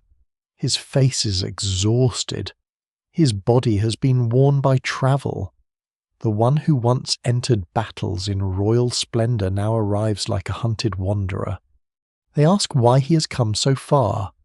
Gilgamesh answers with the story that now defines him. His friend has died. He fears the same fate, and he seeks Utnapishtim. The repetition is not merely recap. Grief often forces a person to tell the same loss again because no telling makes it comprehensible. With each new encounter, Gilgamesh must explain why he no longer looks like a king and why he refuses to return home. The Scorpion Guardians warn that the path ahead is beyond human endurance. It runs through complete darkness for a distance measured in double hours, an ancient unit that can refer to time, travel, or both. No light enters. There is no road visible beneath the feet and no horizon by which direction can be judged. They allow him to pass. Gilgamesh enters the mountain and is swallowed by darkness. The poem marks the journey stage by stage. After one double hour, there is no light. After two, no light. The pattern continues as he moves through a space that feels less like a cave than the night road of the sun itself. This is one of the epic's most powerful uses of repetition. Nothing attacks him. There is no monster to kill. The trial is the absence of sensation and certainty. Gilgamesh cannot see his own hands, the path ahead, or the distance already crossed.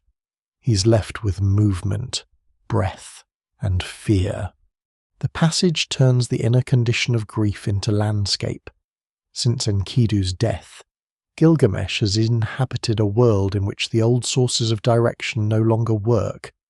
Kingship, strength, fame, and companionship have all failed to answer the question now consuming him. Inside Mashu, that loss of orientation becomes physical. He continues. Near the end of the passage, the air changes as light appears. Gilgamesh emerges into a garden unlike any human orchard. Trees bear jewels instead of ordinary fruit. Branches hold precious stones, lapis lazuli, carnelian, and other materials associated with divine splendor and distant trade. The landscape is beautiful, but it is not fertile in the usual sense. Its fruits cannot nourish a hungry traveller. Wealth has replaced food. The garden resembles the kind of paradise kings might imagine possessing, yet Gilgamesh barely pauses. Once, such treasures might have represented the fame and magnificence he desired. Now they offer nothing against death. Grief has made him strangely resistant to the rewards that once defined royal ambition. Beyond the jeweled trees, he reaches the shore of a distant sea and encounters Siduri, a woman associated with brewing, wisdom, and the edge of the world. She sees a wild-looking stranger approaching and closes her door, fearing that he may be dangerous. Gilgamesh demands entry, and again tells the story of Enkidu. Siduri's role varies across surviving versions. In an old Babylonian fragment, she gives Gilgamesh one of the epic's most famous statements of human limitation, advising him to abandon the search for immortality and embrace food, clean clothing, love, family, and the ordinary pleasures allotted to mortal life. The standard Babylonian version preserves the encounter differently and does not contain the entire speech in the same form. This difference reveals how the epic's wisdom changed across transmission. The advice, where it survives, is not shallow resignation. It offers an alternative understanding of human value. Life matters not because it can be made endless, but because it can be inhabited. Bread, celebration, affection, clean garments, and care for those nearby are temporary. Yet their impermanence does not make them meaningless. Gilgamesh cannot accept that answer. He's not ready to return to ordinary life because Enkidu's death has made ordinary life feel like a trap, whose ending he has already seen. He asks Siduri for the way to Utnapishtim. She tells him that the waters ahead are deadly. No ordinary traveller crosses them. This sun god may pass over the route, but human beings cannot simply sail through it. Only Urshanabi, the boatman of Utnapishtim, knows the passage. Gilgamesh finds Urshanabi near mysterious stone objects or companions, whose exact nature remains uncertain because the Akkadian terms are difficult and the manuscript damaged. In his agitation, Gilgamesh destroys them before understanding their purpose. The act repeats an old pattern. Faced with fear, he uses strength first and learns consequences afterward. Urshanabi explains that the destroyed objects were connected with the crossing, making the journey more difficult. Gilgamesh must cut a large number of long poles, each to be used only once. The poles will propel the boat without allowing his hands to touch the waters of death. They set out. One by one, Gilgamesh plants the poles, pushes, and casts them away. The boat advances across a sea that must not touch human flesh. The repeated labor is exhausting, and each discarded pole narrows the margin for error. When the final one is gone, Gilgamesh uses his clothing as a sail, turning the garments of the former king into the last instrument carrying him toward the immortal shore. The crossing is the opposite of his earlier victories. There is no enemy to conquer and no divine guardian to kill. Survival depends on obedience, precision, and the knowledge of another man. Gilgamesh's strength remains useful, but only when placed within rules he did not create. At last, he sees Utnapishtim. The figure before him is not visibly transformed into a blazing god or monstrous immortal. He appears unexpectedly ordinary. Gilgamesh has crossed wilderness, cosmic darkness, a jeweled garden, and deadly waters to find a man who does not look fundamentally different from himself. That resemblance produces a new contradiction. If Utnapishtim is human in appearance, why should his fate be unique? Gilgamesh asks how he escaped death and entered the company of the gods. The answer will carry him backward into a destruction older than Uruk's walls, older than his grief, and older than the version of the epic in which it now survives. Utnapishtim does not answer Gilgamesh with a secret formula. He answers with a memory of destruction. Long before Gilgamesh reached the distant shore, Utnapishtim lived in the city of Shuruppak beside the Euphrates. The city belonged to a world of houses, temples, fields, canals, animals, markets, and ordinary human noise. It was not a remote refuge or a place outside history. It was part of the settled landscape of southern Mesopotamia, where life depended on water and was always vulnerable to it. The gods decided to send a flood. The epic does not give one simple moral reason that fully explains the decision. In other Mesopotamian flood traditions, human noise or overpopulation can disturb the gods. In the Gilgamesh account, the motive is less explicit. The silence is important. Catastrophe enters not as a clear punishment whose justice can be measured, but as a divine decree whose full reasoning remains beyond human reach. The god Ea, also known as Enki in Sumerian tradition, learns of the plan and chooses to preserve Utnapishtim. Bound by the god's oath of secrecy, he does not address the man directly.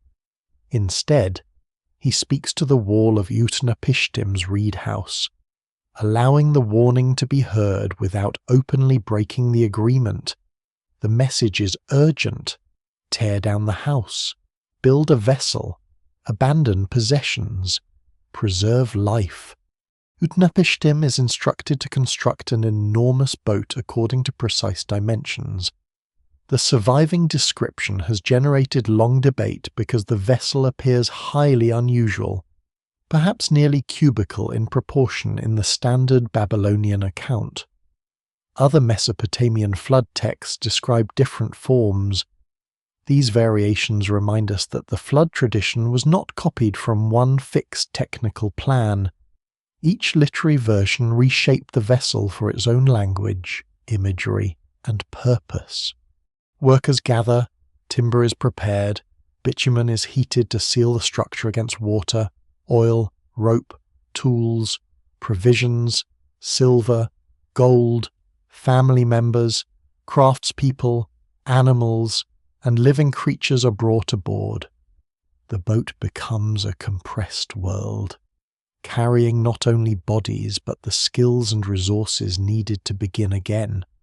Utnapishtim must also explain his strange actions to the people of Shuruppak. He provides a misleading statement that allows him to prepare without revealing the divine decision. Utnapishtim tells the city that he has fallen out of favor with Enlil and must leave, while prosperity will come to those who remain. The deception is disturbing. The people help build the vessel that will preserve one household, unaware that they themselves face destruction. The epic does not pause to excuse this imbalance. Survival comes through privileged warning, secrecy, and obedience rather than universal justice. When the appointed time arrives, the weather changes, a dark cloud gathers, the storm god Adad thunders within it. Other divine forces move ahead, tearing up posts and overwhelming the land. Daylight turns to darkness. The flood attacks with such violence that the gods themselves become frightened by what they have unleashed. The destruction lasts 6 days and 7 nights. Wind and water flatten the inhabited world. The language compares humanity to broken clay or scattered reeds. Houses, fields, roads, and boundaries disappear beneath the same surface. The gods retreat upward and cower. Ishtar cries out in grief, regretting that she supported the decision. The divine council that ordered the flood is not presented as calmly controlling every consequence. Once catastrophe begins, even its makers recoil from it. This is one of the narrative's strangest reversals. Human beings are usually imagined as dependent upon the gods, yet the gods also depend on human offerings, temples, and worship. The flood threatens that relationship. Destroying humanity means silencing the very world that feeds and honors the divine. On the 7th day, the storm stops. Utnapishtim opens a hatch, and light falls on his face. He looks out across a sea so complete that no familiar landmark remains. The world is quiet. The vessel has survived, but survival is surrounded by absence. It comes to rest on a mountain called Nisir. Utnapishtim waits, then releases birds to discover whether the waters have withdrawn. A dove flies out and returns because it finds nowhere to land. A swallow does the same. Finally, a raven departs, finds food and exposed ground, and does not return. The sequence is famous because of its resemblance to the flood story in Genesis, but the Mesopotamian tradition is both older and internally diverse. Related flood narratives appear in the Atrasis epic, the Sumerian story of Ziusudra, and other fragments. Names, divine motives, vessel designs, durations, birds, and theological meanings vary across texts. These similarities and differences do not support the idea that a single surviving tablet preserves a straightforward report of one globally witnessed event. They show that flood traditions circulated for centuries in cultures shaped by rivers capable of sudden and devastating change. Stories were copied, translated, expanded, condensed, and placed into new literary settings. Southern Mesopotamia offered powerful material for such narratives. The Tigris and Euphrates could shift course, breach banks, destroy crops, and cover settlements. Archaeologists have found flood deposits at several ancient sites, but they do not all belong to the same date, and none proves a flood that submerged the entire planet. Local disasters may have contributed to collective memory, yet no single archaeological layer fully explains the literary tradition. The language of total destruction belongs to mythic scale. For a community whose known world consisted of river plains, cities, fields, and neighboring regions, a catastrophic regional flood could be remembered as the end of everything over generations. Memory and theology could enlarge the event until it became a story about humanity itself. After leaving the boat, Utnapishtim offers a sacrifice. The gods gather around the smoke drawn by the return of offerings. The image is almost undignified. Divine beings who recently approved annihilation now crowd around the first sign that human ritual has survived. Enlil arrives and becomes furious that anyone escaped. Ea confronts him, arguing that punishment should be measured. A sinner may be punished, but total destruction is excessive. Other forms of suffering could have reduced humanity without erasing it. The exchange places criticism of divine violence inside the story itself, yet does not deny that disorder may require response. He objects to indiscriminate catastrophe. The flood narrative therefore contains its own moral unease, refusing to present destruction as unquestionably righteous.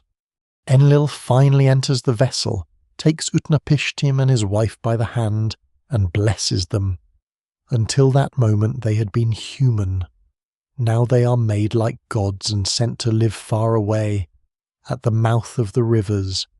Their immortality is not a reward available through courage, wisdom, or repeated testing. It is a unique settlement after a divine crisis.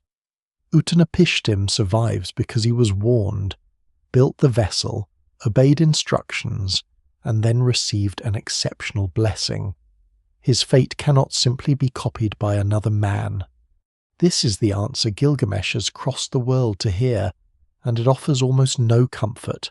The only immortal human before him became immortal after the destruction of nearly everyone else. His gift arose from an event that the gods themselves regret, not from a road that remains open.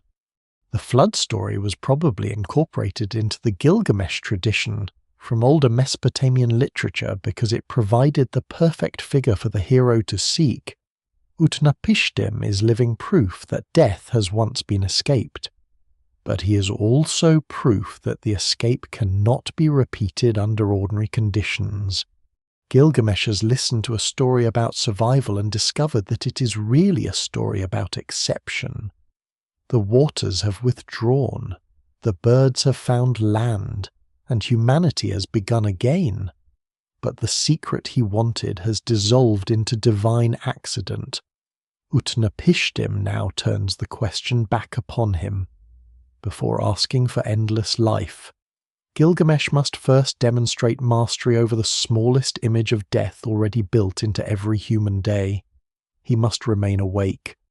The test appears almost modest after everything Gilgamesh has endured. Utnapishtim does not ask him to cross another mountain, fight another guardian, or build a vessel before a rising flood. He asks only that Gilgamesh remain awake for 6 days and 7 nights.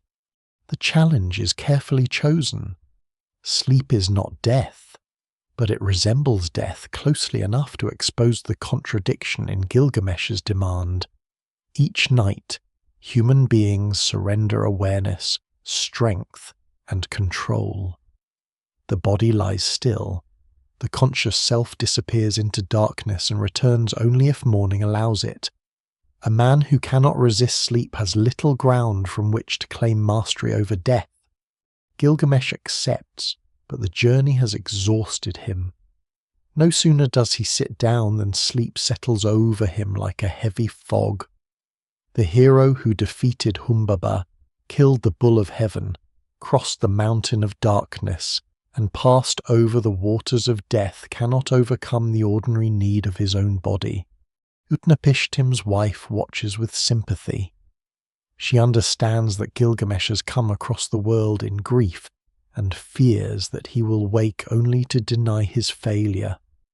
Utnapishtim therefore asks her to bake 1 loaf of bread for each day he sleeps and place it beside him. The loaves become a silent calendar. One dries hard, another grows stale, another changes with age. By the time Gilgamesh wakes, the bread itself has recorded the passage of the days he did not experience. Gilgamesh believes he has slept only for a moment. Utnapishtim points to the loaves. The proof is ordinary and devastating. Time does not need monuments or divine witnesses to reveal itself. It leaves traces in bread, skin, clay, wood, and memory. Gilgamesh has spent the epic trying to create a name that can resist time, but the small changes beside his sleeping body show how completely time has already acted upon him. The test also reverses the heroic pattern. In battle, Gilgamesh knows when the danger begins and where to direct his strength. Sleep arrives without an enemy. It cannot be seized, threatened, or cut down. The failure is not moral weakness, it is biology. His body belongs to the same mortal order as every other human body. Utnapishtim tells him that the search is over. Gilgamesh must return to Uruk. There is no triumphal gift, no ritual of transformation, and no second opportunity to prove himself. Ushanabi is ordered to take him away. Yet before the journey begins, Utnapishtim's wife again intervenes. She asks whether a man who has travelled so far should leave with nothing. Her compassion opens one final possibility. Utnapishtim reveals the existence of a plant growing beneath the deep water. Its thorns can wound the hands, but it possesses the power to restore an aged person to youth. This is not immortality in the fullest sense. It does not abolish death or make the user divine. It offers renewal, the return of strength, perhaps the reversal of age for a time. For Gilgamesh, even that is enough. He ties stones to his feet and descends into the deep. The weights pull him downward through the water until he reaches the plant. Its thorns cut him as he takes hold of it, but pain is a price he understands. He seizes the plant, cuts the stones loose, and rises back to the surface.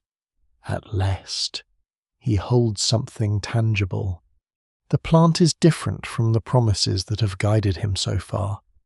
Fame could preserve only a name. Utnapishtim's immortality depended on an unrepeatable divine decision. The plant can be carried, touched, and used. Gilgamesh names it in terms that suggest the restoration of youth to the old. He imagines bringing it back to Uruk and testing it on an elder before using it himself. This decision is surprisingly generous. The king who once used the city for his own appetite now thinks of sharing the discovery. He does not consume the plant immediately in secret. He intends to bring its power home, prove it, and then participate in its renewal. The change is real, though incomplete. Gilgamesh still seeks to escape age, but he no longer imagines immortality only as a private conquest. The man who left Uruk wrapped in animal skins begins to think again as a ruler connected to other people. He and Ushanabi travel onward, at a stopping place. Gilgamesh sees a pool of cool water and enters it to bathe. The moment echoes earlier scenes of cleansing and transformation. Before Ishtar approached him, he washed after returning from the Cedar Forest. Now, after his journey beyond the human world, he washes again before going home. But while he bathes, a serpent senses the plant's fragrance.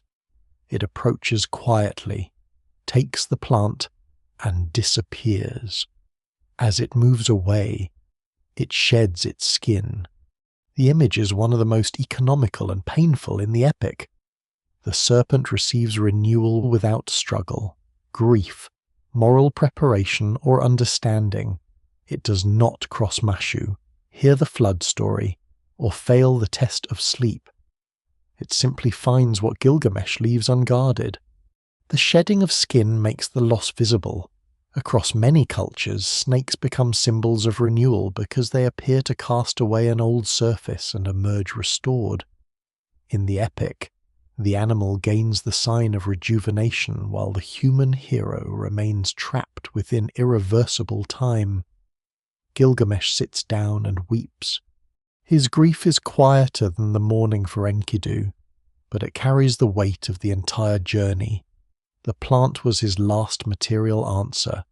With it gone, there is no further destination, no new guardian, and no hidden survivor left to question.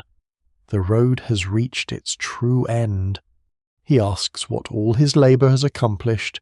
His hands have worked, his body has suffered, and another creature has received the benefit. The complaint is painfully human. Effort does not guarantee possession. Knowledge does not prevent accident. A person can survive the greatest danger and lose everything during an ordinary pause. The serpent is not necessarily a villain in the moral sense. It does not deceive Gilgamesh or break an agreement. It follows scent and opportunity. The loss arises because the world does not organize itself around heroic deserving. Nature does not preserve rewards for those who have suffered most. This final failure differs from the earlier ones. Gilgamesh failed to respect limits in the Cedar Forest and, before Ishtar, he failed the test of wakefulness because his body could not do otherwise. He loses the plant through momentary inattention. The epic offers no single lesson that explains every defeat. Mortality is supported by many forces: divine decree, bodily need, accident, time, and the independent life of the world. The plant's disappearance also closes the path of repetition. Gilgamesh cannot simply dive again because its location has been lost, or because the opportunity itself belonged to one moment. The evidence remains incomplete in places, and ancient audiences may have heard additional associations now difficult to recover, but the narrative result is unmistakable. Rejuvenation passes out of human hands. The hero must return carrying no object that defeats death. Yet he does not return with nothing. He has learned the story of the flood, seen the limits of strength, crossed landscapes no ordinary traveller knew, and discovered that even the one immortal human cannot provide a method for immortality. The knowledge is disappointing because it cannot save his body, but it can change how he lives. Gilgamesh and Urshanabi continue toward Uruk. The plant is gone, Enkidu remains dead, the king's skin will age, and sleep will continue to take him each night. Nothing about the human condition has been altered. What has changed is the direction of his gaze. He no longer looks beyond the world for a hidden escape. Ahead of him stand the walls he once treated as proof of personal greatness. When he sees them again, they will mean something different. Uruk appears again at the end of the road, rising from the plain as it did before grief drove Gilgamesh into the wilderness. The walls are still there, the gates still open and close, canals still carry water through fields, smoke rises from ovens, boats approach with cargo, scribes press wedges into damp clay, labourers repair brickwork, and families continue the routines that did not stop when their king disappeared.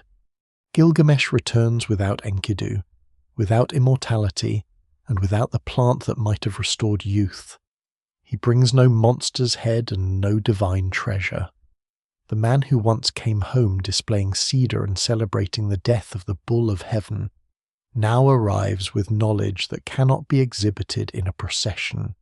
Beside him is Urshanabi, the boatman who carried him across the waters of death. Gilgamesh directs his attention toward the walls.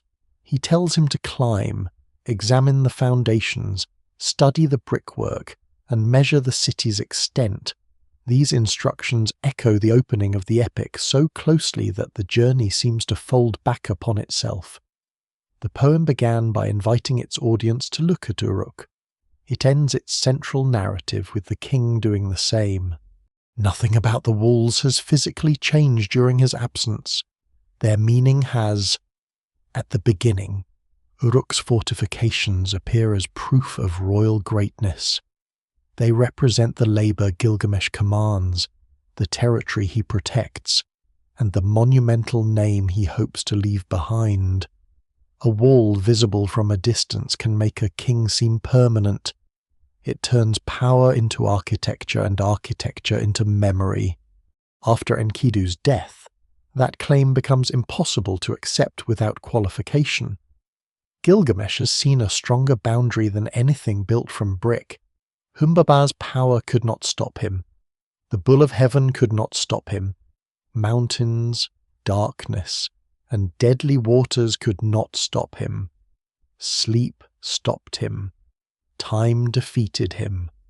A serpent carried away his final hope without even knowing his name. The walls remain valuable, but they no longer promise that the man associated with them will escape death. Their endurance comes from continued human care. Mud bricks crack, foundations settle, rain cuts into exposed surfaces, floodwater damages lower courses, wind carries dust into gates and courtyards. A wall built once and abandoned does not stand forever. It survives because generations repair it. That recognition changes the nature of the achievement. Uruk does not belong to Gilgamesh alone.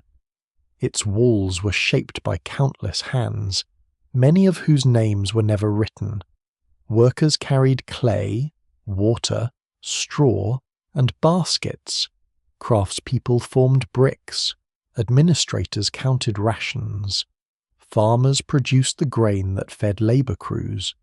Later residents replaced damaged sections and rebuilt what weather destroyed. The monument attributed to one heroic king is therefore a collective object. It outlasts individuals because individuals continue one another's work. This is the closest the epic comes to offering an answer to mortality. Human beings cannot make their bodies permanent, but they can participate in things that extend beyond one lifetime. Cities, rituals, stories, crafts, relationships, and knowledge survive through transmission rather than biological immortality. They endure imperfectly, altered by every generation that receives them. Gilgamesh has searched for a way to remain unchanged forever. Uruk shows him another form of survival continuity through change. The return also completes the transformation of kingship that began when the people cried out against him. The early Gilgamesh treated the city as an extension of his appetite. Its people existed beneath his strength. Enkidu's arrival redirected that strength, but only grief taught the king to understand what a city actually preserves. A city is not merely walls, wealth, or authority. It is the place where human lives overlap. The dead remain present through names, graves, offerings, stories, and the habits they taught to others. Enkidu has no ancient family line in Uruk, yet his memory is now bound to the city through Gilgamesh. The outsider created from clay has become part of its deepest story. Gilgamesh cannot bring his companion back, but he can refuse to let Enkidu vanish completely. The epic itself becomes the monument the king could not build from stone. It records their wrestling, journey, fear, loyalty, violence, and grief. The dead friend survives not as an untouched body, but as a remembered relationship. This distinction prevents the ending from becoming simple consolation. Story does not replace life. Gilgamesh knows that better than anyone. No recitation can make Enkidu rise from the bed, laugh beside the shepherds, or place his hand upon the bull of heaven. Memory preserves presence and absence at the same time. The walls carry the same double meaning. They testify that human beings can build something remarkable, yet their weathered surfaces reveal that every achievement depends upon renewal. They resist time, but never defeat it. The standard narrative's circular structure expresses this new understanding. The audience is directed toward Uruk before fully knowing why the walls matter. Only after following Gilgamesh beyond the edge of the world can it return and see them differently. The beginning contains the ending, but the journey changes the reader who arrives there. The same may be true of Gilgamesh. He returns to the place from which he departed, yet he is no longer the man who left. He has not become gentle in every surviving tradition, nor does the text provide a long account of reformed government. The evidence remains incomplete, and the epic does not explicitly describe years of wise rule following his homecoming. His transformation is expressed symbolically rather than through an administrative record. What survives suggests that he has acquired a deeper form of knowledge. The opening describes him as one who saw what was hidden, learned what was secret, and brought back an account from before the flood. This knowledge is not a technique for defeating mortality. It is the recognition of mortality's place within human life. He now understands why fame alone is insufficient. He understands that gods may grant exceptions but not reliable justice. He understands that wisdom does not prevent loss, and that strength cannot secure every reward. He understands that friendship makes life more vulnerable because it gives death something precious to take. Yet the epic does not end with Gilgamesh disappearing into despair. He returns. That act matters. He comes back to the city instead of wandering forever. He accepts the human world after seeing that it offers no escape from death. The ordinary life Siduri once described food, clothing, companionship, household. Celebration remains temporary, but temporariness no longer makes it worthless. Ushanabi's presence gives the scene another quiet significance. The boatman who once belonged to the distant shore now stands before Uruk's walls. Knowledge from beyond the waters of death has entered the city through a living witness. Gilgamesh's journey is no longer his alone. It can be shown, spoken, and recorded. The poem's opening also imagines his account stored upon a tablet. Clay, the same material from which Enkidu was formed and Uruk was built, becomes the medium through which experience survives. Walls and tablets share a vulnerability. Both can break. Both can be buried. Both require readers or builders who understand what they have inherited. Neither is eternal. Still, they endure long enough for one generation to reach another. The historical walls of Uruk eventually eroded. The city declined. Its channels shifted, and its temples became ruins. The language of the epic ceased to be spoken. Even the name Gilgamesh disappeared from living memory for centuries. By any ordinary measure, the monument failed to provide permanence. But permanence was never truly available. What survived was continuity through fragments. Bricks remained beneath the plain. Tablets remained beneath fallen palaces. Later hands uncovered them, and later minds began the work of understanding. Gilgamesh returns to his walls believing he's lost the object of his search. From another perspective, he has found the only answer the poem is willing to offer. A human life cannot be made endless, but it can enter the labour, memory, and imagination of others. The king will die, Uruk will fall, the tablets will break. Yet something can still cross the distance between worlds. At the gate, Gilgamesh no longer needs the walls to prove that he is greater than other men. He sees them as evidence that mortal people, acting together and leaving work for those who follow, can build against disappearance without pretending to defeat it. The wall is not immortality. It is a message passed forward in clay. The survival of Gilgamesh does not end with the return to Uruk. In one sense, that return is only the beginning of a second journey, one measured not across mountains and seas but across languages, empires, libraries, ruins, and centuries of silence. The king accepts that his body cannot continue forever. The poem itself then demonstrates another kind of endurance, not unbroken and not secure, but stubborn enough to survive repeated disappearance. The standard version known today was copied in the learned world of first millennium Mesopotamia, where scribes treated ancient literature as part of a demanding intellectual tradition. They studied difficult words, copied canonical works, compared variants, and preserved texts whose language already carried the authority of the past. Gilgamesh was not merely entertainment. It belonged to a scholarly culture concerned with kingship, divination, ritual, theology, memory, and the limits of human knowledge. The famous tablets from Nineveh were only part of that culture. Copies and fragments circulated in different cities, and older versions had already travelled far beyond southern Mesopotamia. Pieces of the story have been found across a wide geographical range, showing that the epic was read, taught, adapted, and remembered in communities separated by distance and political allegiance. The hero of Uruk had become a shared figure within the cuneiform world. Yet circulation did not guarantee permanence. Empires fell, schools closed, cities were abandoned or rebuilt.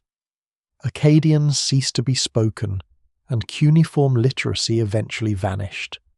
The poem did not pass continuously from reader to reader into the modern age. For centuries, no one could open the tablets and hear the story within them. Gilgamesh survived physically while disappearing culturally. That silence distinguishes the epic from traditions that remained alive through uninterrupted copying. Its modern return required archaeology, decipherment, museum collections, and the patient reconstruction of a text broken into many witnesses. What readers now call the Epic of Gilgamesh is therefore both ancient literature and a modern scholarly achievement. Every complete translation rests upon incomplete clay. The gaps remain visible, some speeches break off, some transitions depend on damaged signs. A word can be restored with confidence in one line and remain uncertain in the next. Different manuscripts preserve different readings, and no editor can always know whether a variation reflects error, local tradition, deliberate revision, or an older form of the poem. The evidence remains incomplete, and it may always remain so.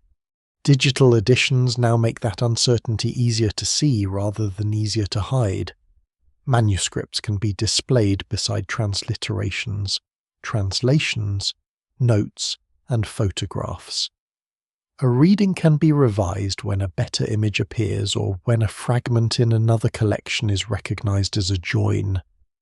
Large datasets and machine-assisted tools can search recurring sign sequences across tens of thousands of tablets, helping scholars notice relationships that would once have required years of manual comparison.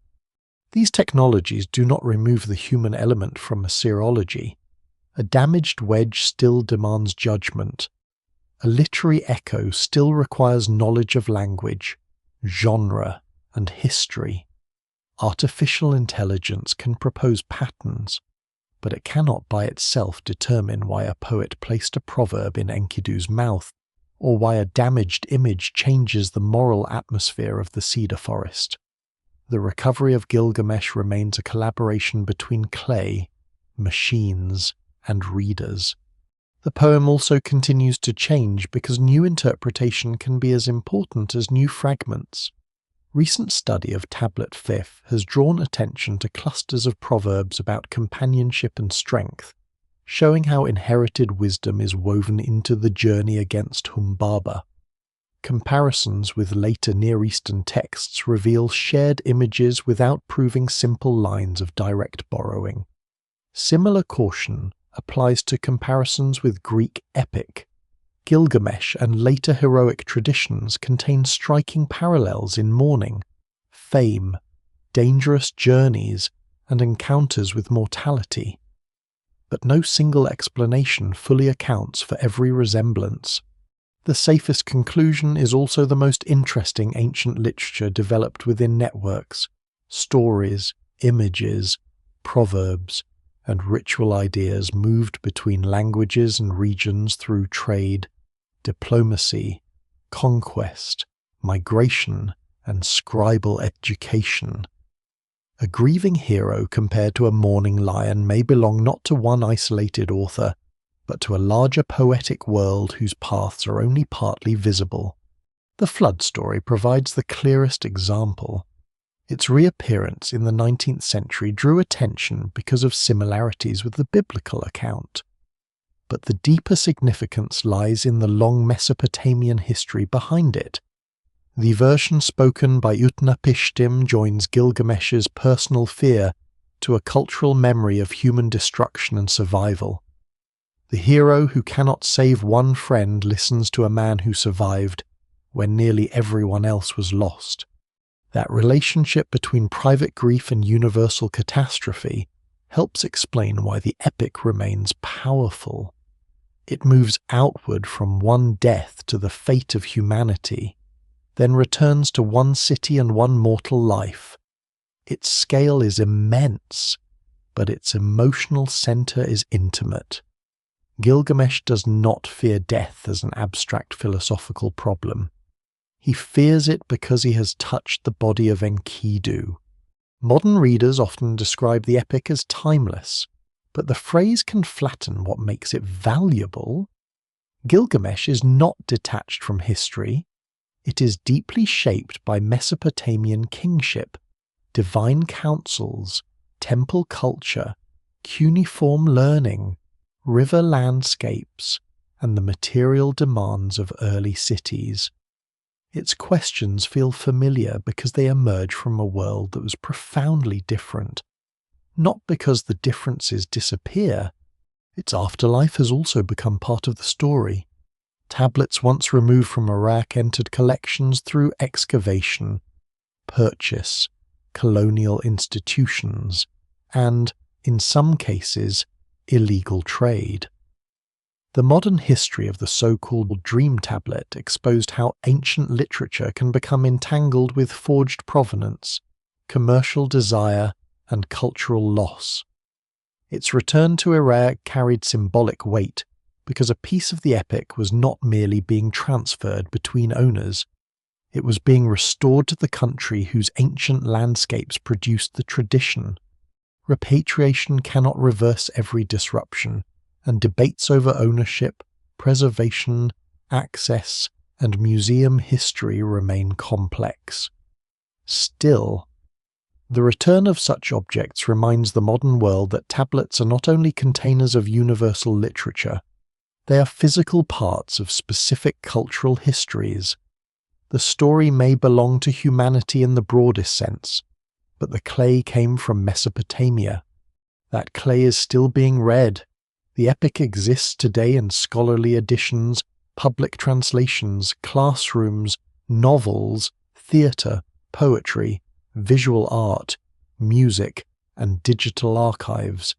Each retelling changes the emphasis. Some readers focus on friendship. Others see a critique of kingship, a study of grief, a warning about ambition, a meditation on ecological destruction, or a confrontation with the limits of wisdom. No single interpretation exhausts the poem because the poem itself does not reduce its contradictions. Gilgamesh is both builder and destroyer. Enkidu is both moral counterweight and willing companion in violence. The gods preserve order and behave unpredictably. Wisdom is spoken and ignored. Fame outlasts the body, but only through fragile media. The ending offers acceptance. Yet Tablet Thievery reopens the world of the dead with material that does not fit neatly into the completed arc. That final tablet is a reminder that survival is rarely elegant. The epic reaches us with additions, breaks, repetitions, and unresolved seams. Its disorder is not merely damage. It is evidence of life across centuries. The oldest Sumerian poems did not know the final standard Babylonian design. The scribes of Nineveh did not know George Smith. George Smith did not know digital databases capable of aligning manuscripts across the world. Each generation received only part of the whole and worked within the limits of its own knowledge.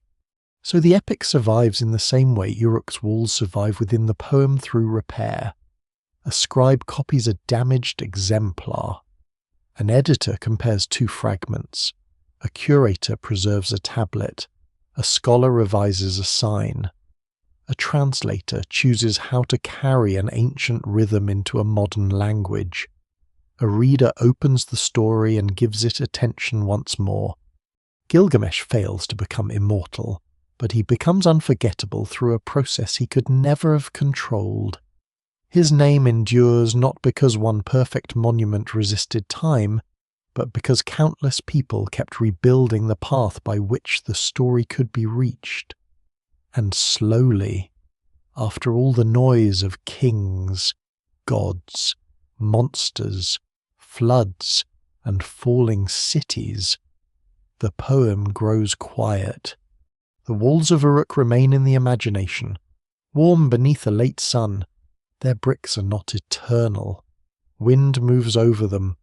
Water once ran through nearby channels, carrying reeds, boats, grain, and voices that no archive preserved. The people who lifted the bricks are gone. The scribes who pressed the wedges are gone.